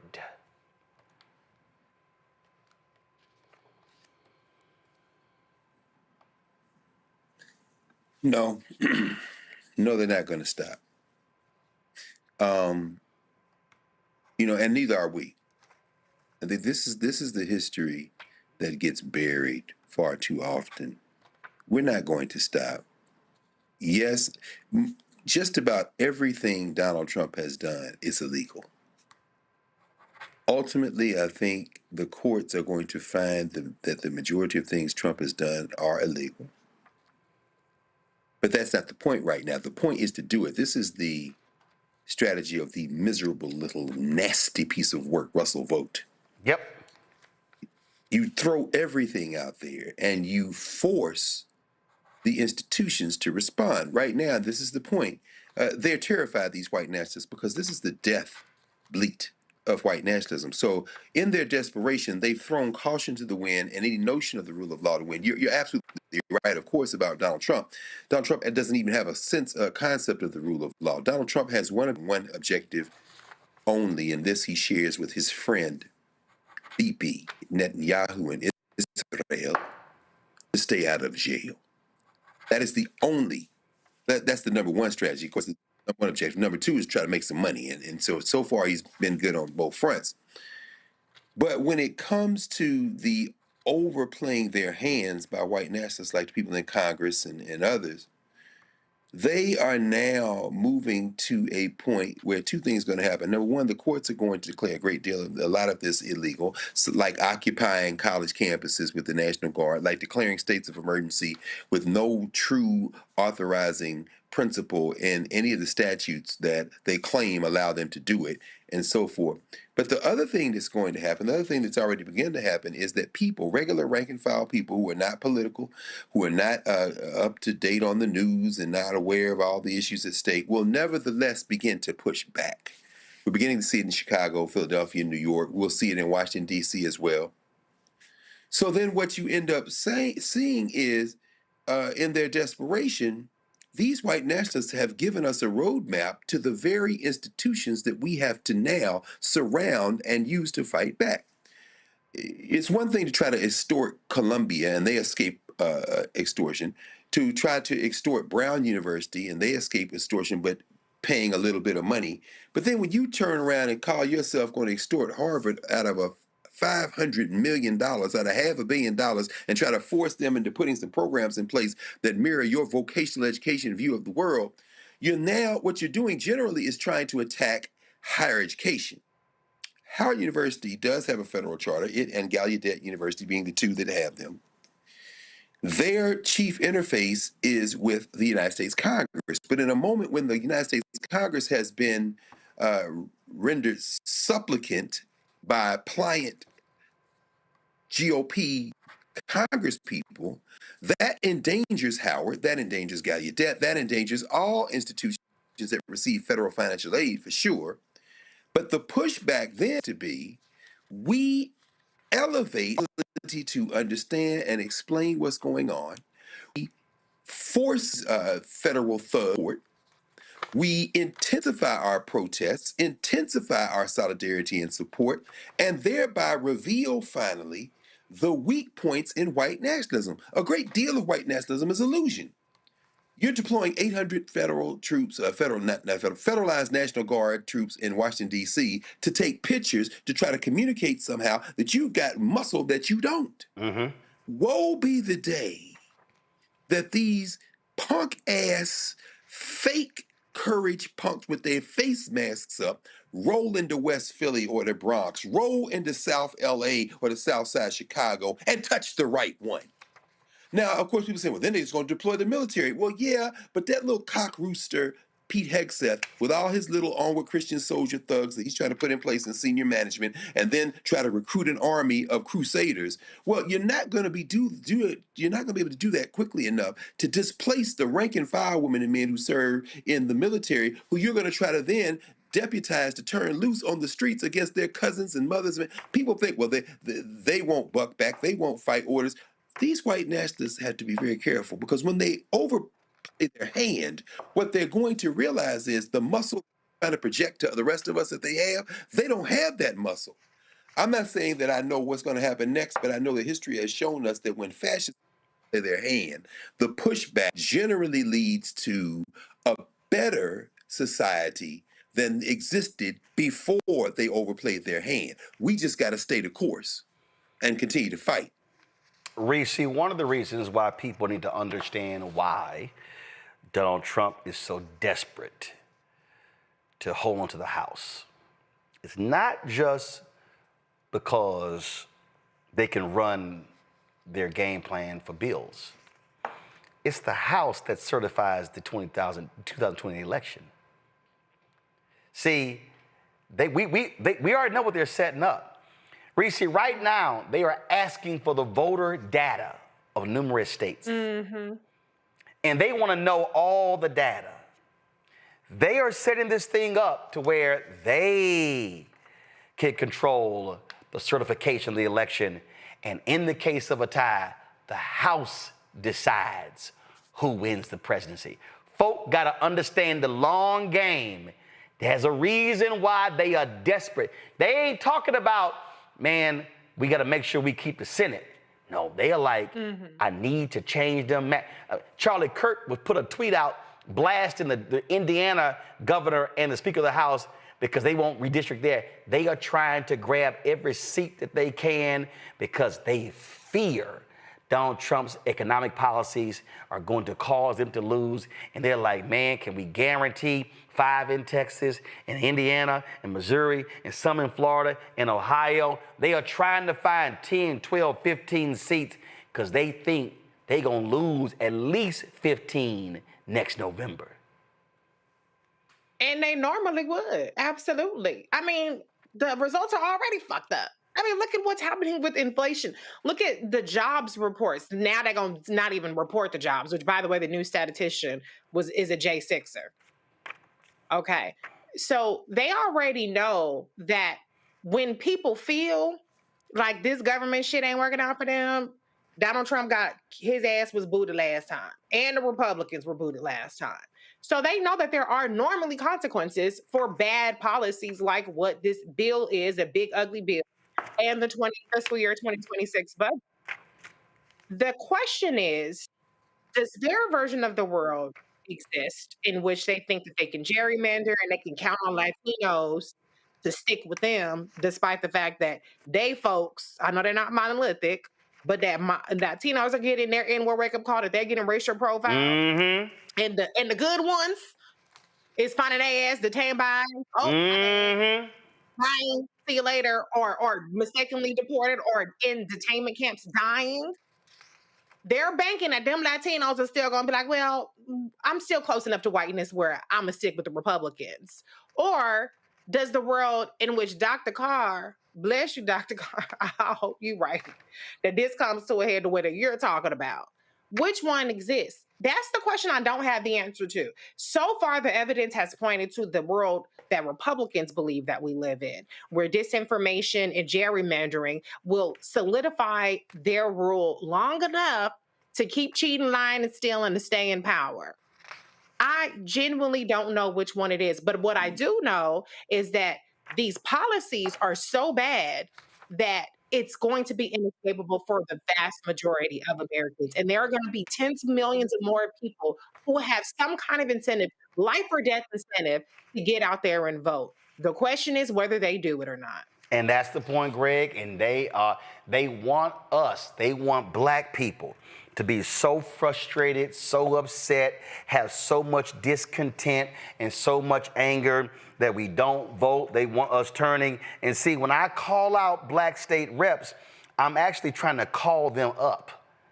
I ain't trying to call them out. I'm trying to call them up. I'm trying to fortify them, because what I need them to understand, when they fight, folks say, oh, you fighting for us. Now, then they say, how can I get in the fight? But when people see folk capitulate, then their shoulders slump. See, folk don't mind losing a fight when you fight back. What people hate, Greg, is to see you lose a fight and you never swung one time.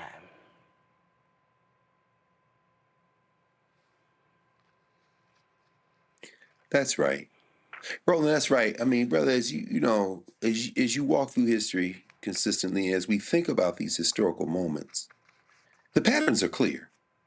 The patterns are clear. You know, we were talking, you and I, a couple of days ago, word coming from Kentucky about the death of Rahman Ali, the only brother of Muhammad Ali, and the family is trying to raise money to pay for the funeral. It's really not a good situation. But Muhammad Ali comes to a man who was vilified, a man who was hated in America, but a man who was loved by black people.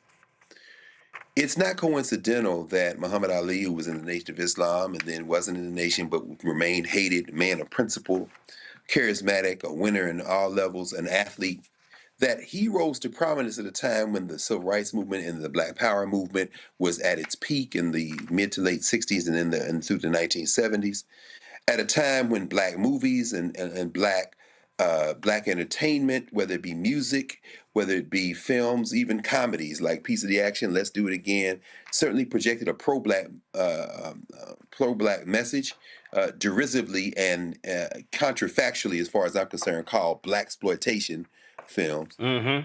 Well, you know, what these convergences of pop culture politics help us understand is that, you know, let's just say, and I'm not saying that this will happen because I doubt that it will, but imagine if Meg out of Houston or Beyonce out of Houston made the call that you just made tonight and told those legislators to stay strong.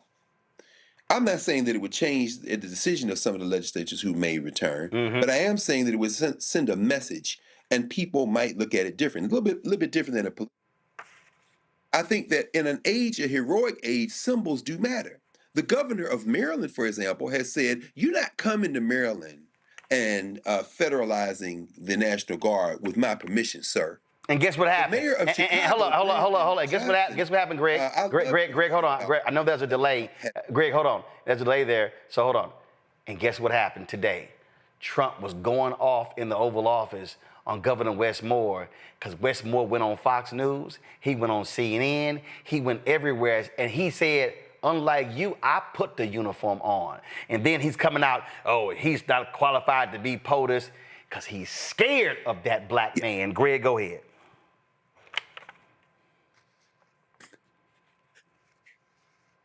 Yes. No, Roland, we're talking the same talk, brother. I love what Gavin Newsom is doing in trolling them, including now doing the all caps, roasting them in social media.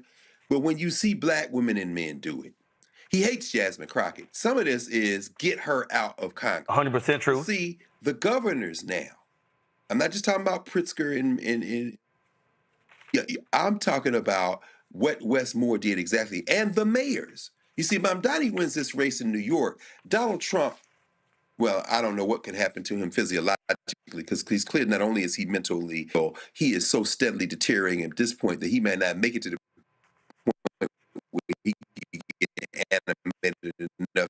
some physiological reaction to a Mamdani victory. But the illusion is government over the rest of the president is a king, which is what Russell Vogt believes. The reality begins to emerge that at the state and local level, people hold considerable power. California can contract and make deals with foreign governments. They have huge billions of dollars of pension funds. If enough, or even if one or two of these key state and local level leaders exercises their authority and does it with the type of public-facing panache, charm, kind of captivating presence that a Muhammad Ali had in boxing or Meg Thee Stallion has in hip hop, but do it politically like a Wes Moore or a Governor Newsom of California, that has the potential to galvanize people in a way that could translate into some sense of finally somebody's fighting. Now I will get off the bench. So I think in some ways that leads to, if not hope, that leads to the signal that nothing is ever written in stone in history, and that things can change on a dime with something that people may not have anticipated. And I think that, again, is where we are right now. Somebody, and more than somebody, needs to step up. And when they do, we can see these political winds shift very quickly. To the point Greg just made there, I don't know if many of y'all realize it. We had Adrian Shropshire on this show, and she told us about Black PAC's poll. And she let it slip that in Black PAC's poll, that Congresswoman Jasmine Crockett's approval rating among Black people is on the same level as Obama. Now, they didn't want to start no mess, so they didn't release that slide. Because, see, that slide would have embarrassed a whole bunch of other Black politicians who think that they are the bomb.com, and they really not. But it did slip.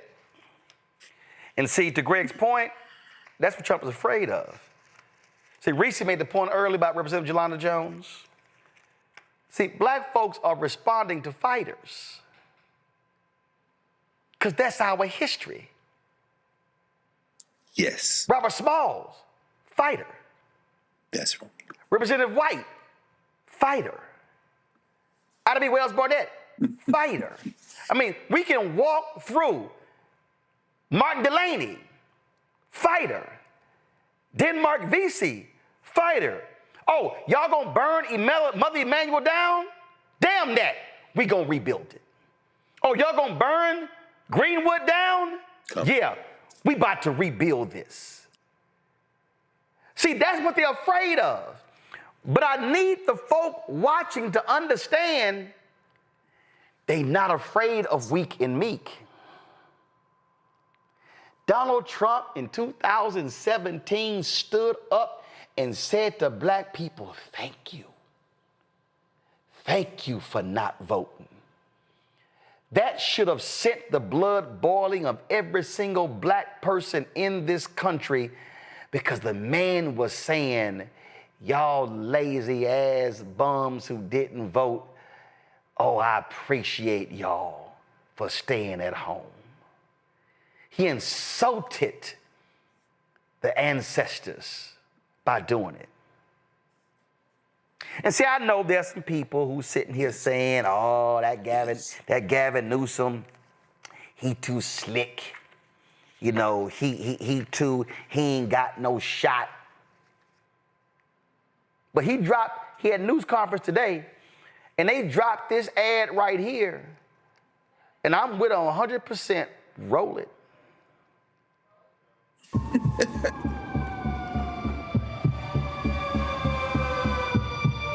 It is a 5-alarm fire for democracy in the United States of America. Donald Trump, who's trying to light a torch on democracy, continue to try to rig the election. His agenda is failing. This presidency is failing. He knows the headwinds in a midterm. Now he's dialing up for seats. He called Greg Abbott, who doesn't have the courage, doesn't have the conscience, and he has rolled over And he said, yes, sir, and. So we have got to step up. We tried to play by a higher set of standards and rules with our independent redistricting, and we believe in that. We are talking about emergency measures to respond to what's happening in Texas, and we will nullify what happens in Texas. We will pick up 5 seats with the consent of the people, and that's the difference between the approach we're taking and the approach they're taking. There are no rules for Donald Trump. And this is a serious moment in American history. And so we are here to meet this moment head on. We will not be complicit. See, that's how you got to respond. See, that's how, see, you got to let them know. You want to swing, Reese? Let's swing. Batter up. I know that's right. I support this version of Gavin Newsom. I didn't support him sitting down with Charlie Kirk and Steve Bannon and all them other people. But he got with the program. He realized, okay, this is a different ballgame that we dealing with, and it's not going to be winning over the MAGA-lites. They are a lost cause. And so I'll tip my hat. I give credit where credit is due. I'll tip my hat to what Governor Newsom is doing. He's out there trying to move the needle because the polling right now is not on his side when it comes to this independent commission. But unlike what Democrats normally do, which is be like, well, the polls say that they're not with it. Well, the focus group say they're not with it. Let's just change course. He's like, no, we're going to change minds. Republicans do that all the time. And that's about damn time that Democrats are figuring out that you got to start changing some minds from Democrats. Fuck the MAGA people. Get the Democrats to be like, look, if the Republicans don't get all the seats, we need to get all the seats we can over here. So this is exactly what we need to be doing. And I'm glad to see that he's not just saying, well, we have an independent commission. What can we do? Governor Kathy Hochul is saying the same thing. Like, look, our Constitution, maybe we got to change that shit. We already gerrymandered here in Maryland, so they ain't really too much for Governor Moore to do. But No. You can pick up 1 or 2 in Maryland. Okay, yeah, we can pick up 1 or 2, but I'm just saying that I was going to say that what else he's doing is he's pushing back on this whole National Guard activation, as so many people in the mainstream media are trying to normalize. Well, what is the problem with bringing out people just to patrol the subway? Including some white progressives. Including white progressives and the black conservatives or whoever those situation may be. And so we're seeing Democrats finally waking up to the fact that you have to win the narrative war. You have to push back. You have to activate the different levers that we have where we are in power to try to counter some of this stuff. But Roland, one point I did want to ask you about is, we talk so much about fighting and blood, sweat, and tears, and yet we see that Republicans get these gains without busting a grape. They fund think tanks. They fund all kinds of PACs. They fund universities. They fund every kind of organization under the sun. They lay out the plan. They stay on message. They execute. I'm curious to see, as the great work that you do here, you have the statistics in terms of how you moved up in the YouTube rankings. I think you're top 50, top 20, 40, whatever the top 40, number 40. Top 40, okay. Where have you seen him? If you can tell us. No. Okay, because I was going to say, the problem is on our side, we always got to do shit the hard way. As opposed to people being willing to invest in those that have credibility, those that already have an infrastructure, which Black Star Network does. And invest in these apparatuses. I figured I would aim. Now, I've had a couple of people text, hey, well, I'm like, right? And see, here's the crazy thing that just trips me out. When you talk about that YouTube list, go through it. Ain't no other of the black people on the list is one black conservative dude, and frankly, first of all, I think his numbers are bullshit. Straight up, because you can't tell me you got a total of 805 videos on YouTube. We got 23,000 videos on YouTube, and then you're in the top 40, and you only have 15,000 Instagram followers. You only have 10,000 Twitter followers, and you only have 100,000 TikTok followers, but you in the top 30 on YouTube. Yeah, I ain't buying them numbers. That sounds like some Carlos Watson shit to me. But that's another story. But to your point, and I ain't gonna say the name, but you got one billionaire, multi-billionaire progressive, and a staffer said they scared. Yeah, she got. You know, I love watching the show Billions. Mm-hmm. And I was rewatching the other day. I went back. I don't know why I decided to go back and just watch the beginning of Billions. And I said, and I literally forgot why Bobby Axelrod and the U.S. Attorney, I forgot why they clashed. And so, like, in the first 2 episodes, Bobby, the billionaire, was gonna buy an $80 million house on the beach. And the U.S. Attorney said how bad it's gonna look and told him, don't you buy the house. And then they went to Bobby and said, Bobby, it ain't gonna look good, you buying the house. You shouldn't buy the house. And then Bobby decided he wasn't gonna buy the house. And then the U.S. Attorney, played by Paul Giamatti, said to him, yeah, don't you buy that house. and Bobby said, you know, what's the point of having fuck you money if you never say fuck you? Here's the problem to your point, Reese. The black billionaires, the white billionaires, who got 4, 5, 6, 7, 8, 10, 20 billion, they scared of Trump. The only one who ain't scared of Trump is George Soros. And here's the crazy part. George, the guy who used to be the top investor for George Soros, is Donald Trump's Treasury Secretary. So George Soros, he don't give a damn about them. But what you just said, Reese, is a bunch of these folks, they're scared. They're scared. I'm telling you right now, I was at the Black Women's Expo in Chicago. Massive number of sponsors who were there last year, not there this year. Mm-hmm.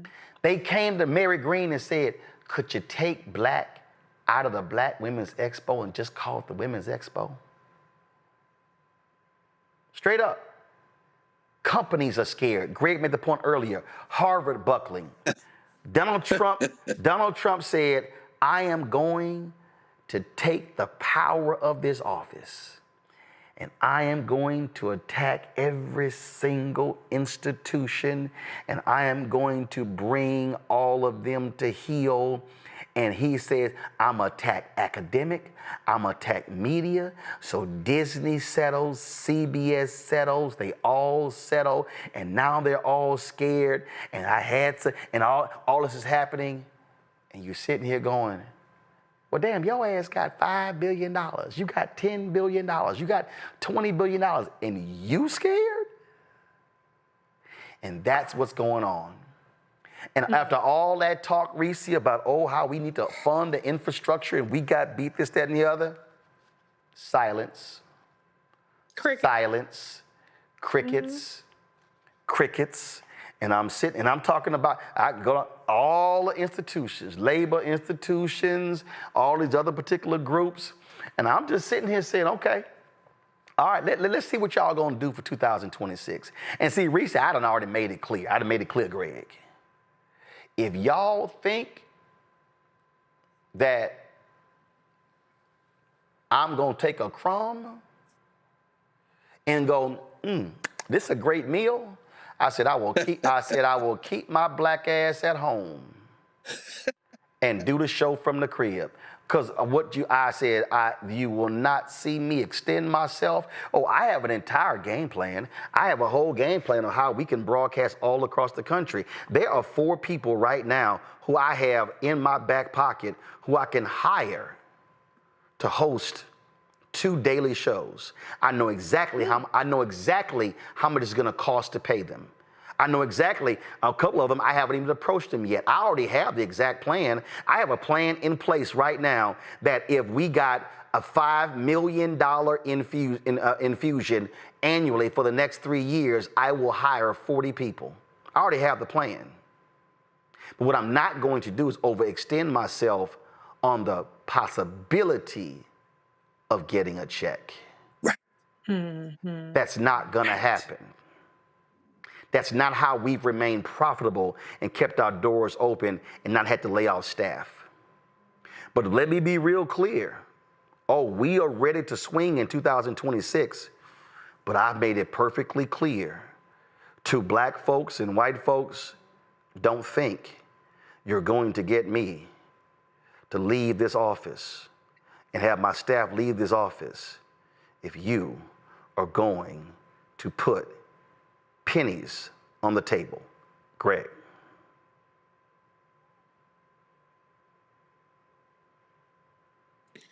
I mean, Roland, you just laid it out, brother. I think, and it's interesting, and I've said this before, the day after the 2016 election, when I was still responsible for the College of Arts and Sciences freshman seminar at Howard, we devoted our regular noon to 1 p.m. hour with over 1,000 first-year students at Howard. We opened the doors of Cranston Auditorium and invited everyone in to have an open conversation about what had happened, because this is a bunch of 18, 19-year-olds who had never been through something like this. What I reminded them of, and what my colleagues reminded them of, we had a panel of folks talk to them, is that it is in these moments that the heroes appear.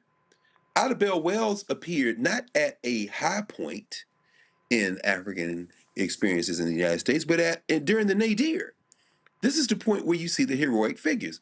Black Star Network is not going to bow or buckle. CBS has destroyed itself, and you know this better than I do, brother, because you're a businessman. The concept of goodwill in business doesn't have a dollar figure attached to the value of a business. It is the intangible character of the business that translates into value when you can rely on it. Ain't nobody checking for CBS now.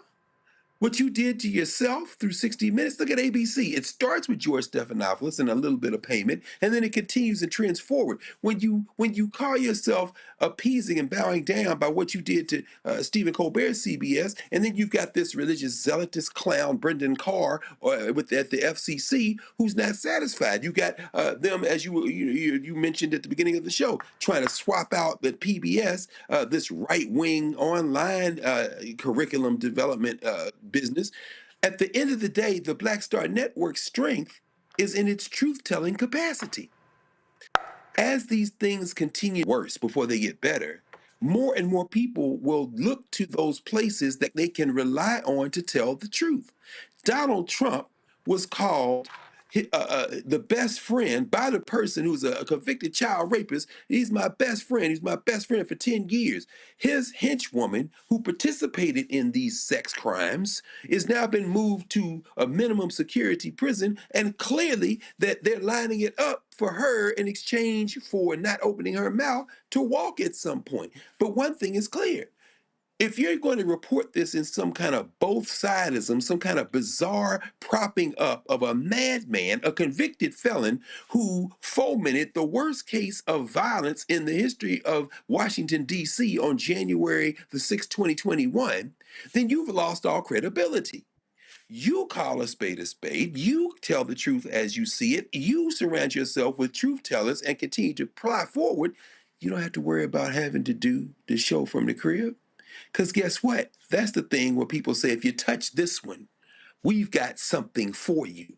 This is a heroic age. And when we back, finally, however long that period is in the future, when we look back, we will see that the Black Star Network will be among those entities that rose to the occasion. And that's how you determine how you win. You don't determine how you win by who doesn't think you can win and makes deals. You determine who wins by who tells the truth and who is consistent. And that's how you move forward. The other day, a friend of mine out of New York, prophetess Etna Johnson Sneed, I was talking to her, and she said, Roland, let me be clear, touch not my anointed. She said, when you know you are doing what God's will is, she said, I dare those to try to come after you because they're touching one of God's anointed. And see, there are a lot of our people who are afraid. Y'all, at the top of this show, y'all heard me vigorously push and prod and challenge my frat brother, Ron Reynolds, the chair emeritus of Texas Black Legislative Caucus. And see, when I was speaking about that, and people were asking me, somebody say, man, well, where all this come from? I said, it come from my grandparents, it come from my mama and daddy. I said, but it come from ancestors. And see, I think about that certain scene in Selma. Yeah. When Carmody Jogo, playing Coretta Scott King, was preparing to meet with Malcolm X and she was afraid. And then Lorraine Toussaint, who played the woman who called Dr. King to come to Selma. Amelia Boynton. When she had some words for her, and we're going to end the show with this because, see, I need every single one of y'all watching to listen to these words that Ava DuVernay wrote in that movie. And she should have forced the hand of that white writer to say, no, it's going to be a co-writing credit on this movie because he didn't write these words. I need everybody who's scared. I need everybody who's afraid. I need everybody who's unsure. I need everybody who's like, I don't know, man, I ain't like you. I don't know. I need you to listen to this because these words, and I was this way before the movie, but these are the words that resonate in my soul every single day. It causes me and others to say, no, we ain't backing down from this fight. I need y'all to listen to this. I'll tell you what I know to be true. It helps me in times when I'm feeling unsure, if you'd like. Please do, Ms. Boynton. I know that we are descendants of a mighty people who gave civilization to the world. People who survived the hulls of slave ships across vast oceans. People who innovate and create and love despite pressures and tortures unimaginable. They are in our bloodstream, pumping our hearts every second. They've prepared you. You are already prepared. That's it right there, Reese. We are already prepared for this fight. Your final comment and Greg's final comment. That's it. We are prepared, but what we gonna do about it? That's the question. That's the question that everybody's banking on being nothing. Let's prove them wrong. Greg, coming to us live from Egypt.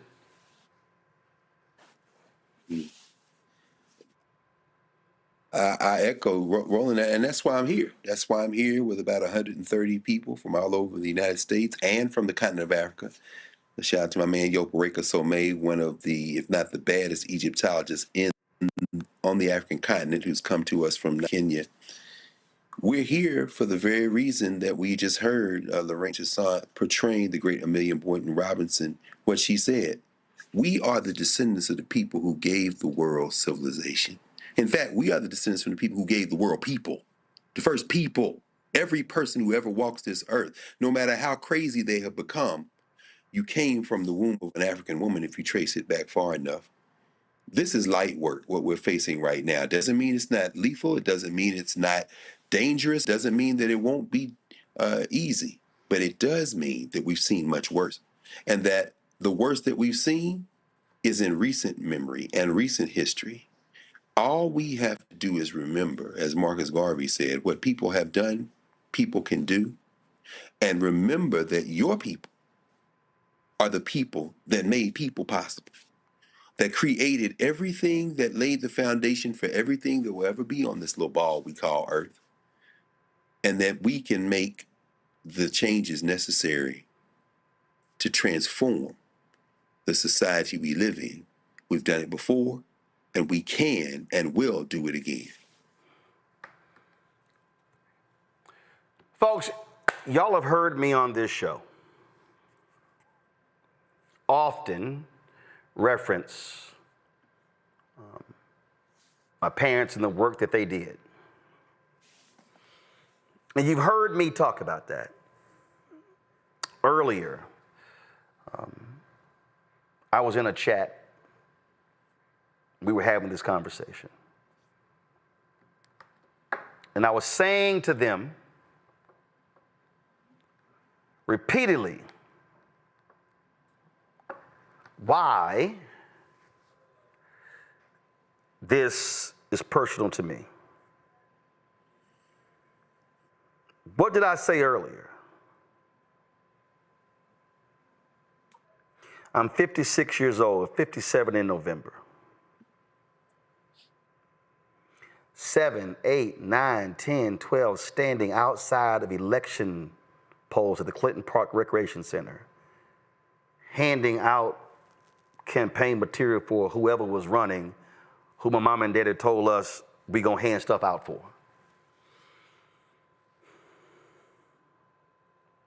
I remember when my mama was the 3 citywide co-chairs of the Metropolitan Organization, a multi-faith organization in Houston.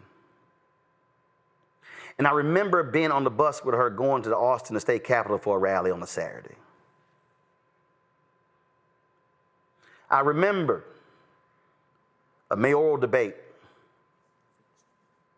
in the gymnasium of a Catholic church. And Mama's on stage with the 2 mayoral candidates, and they're asking questions. They've been asking questions, and I'm in the back doing homework. See, I remember being at home with my brother and my 3 sisters, and Mama and Daddy were coming home late because they were running phone banks. I remember being a child and being careful about getting splinters in our hand from unloading campaign signs in the back of a wagon. So I need you to understand that for me, this battle is not about what makes me feel good or what makes my brother and my sister feel good. I need black people to understand that whether we are in Texas or North Carolina or Georgia or Alabama or Mississippi or Arkansas or Louisiana or Illinois or Missouri or Michigan or Wisconsin or California, in any of these states, that literally what we are doing right now has an impact on a black child that is yet to be born.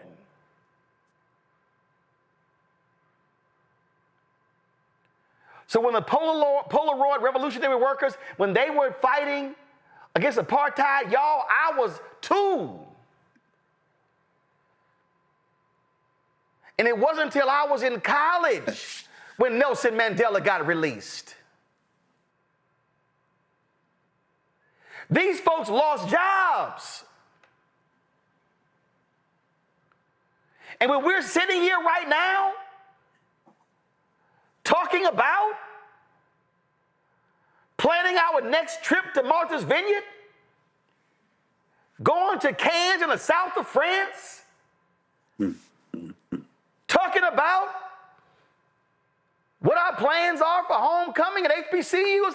I ain't got nothing against none of us having any fun whatsoever, but I take it back to what Harry Belafonte said when I sat with him. That he thought was going to be one of his, he literally said to me, he said, the reason I made it here, I didn't want to come. He said, because this is likely going to be my final interview. It wasn't. He didn't pass for several more years, but he actually thought it was. Because when it was over, we were talking privately. He said to me, Roland, I love the south of France.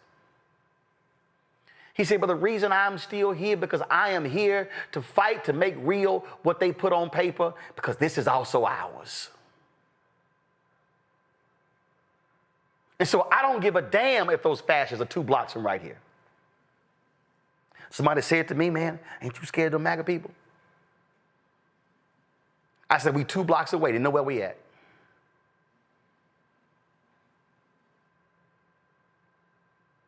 When I think back to that picture of that sister, when they had them bayonets, and she just moved that bayonet out the way.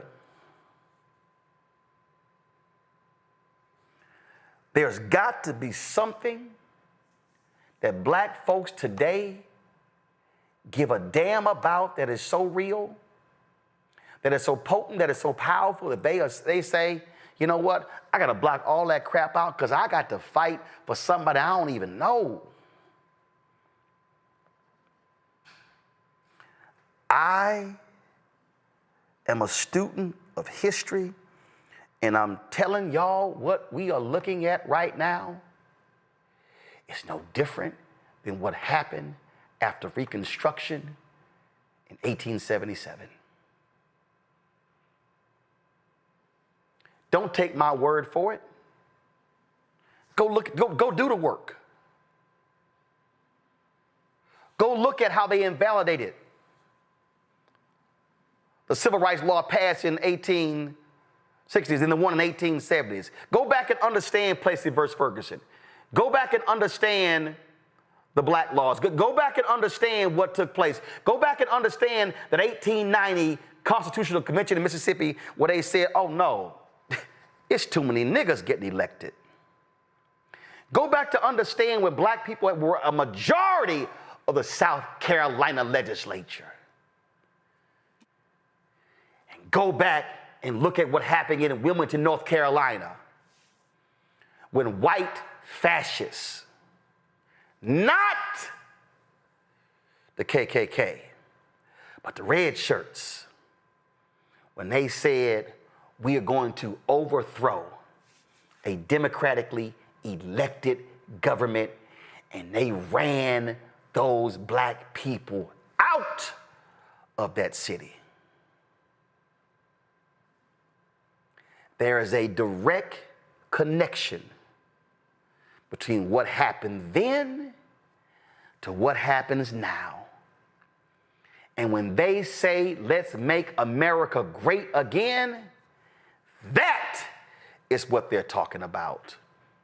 They're talking about what happened in Wilmington. They're talking about what happened when they burned and bombed Tulsa. They're talking about when they bombed Ida B. Wells Barnett newspaper and put a bounty on her head. They're talking about every single, they call them race war, but it was actually a white supremacist war against our people. This is not the moment for us to check out. This is not the moment for us to rest. This is not the moment for us to be unwilling to challenge. This is the absolute moment when people have to be willing to mobilize and organize and be willing to stand up to these races, because it's more of us of conscious than them. But they've taken advantage of too many of us feeling deflated and defeated.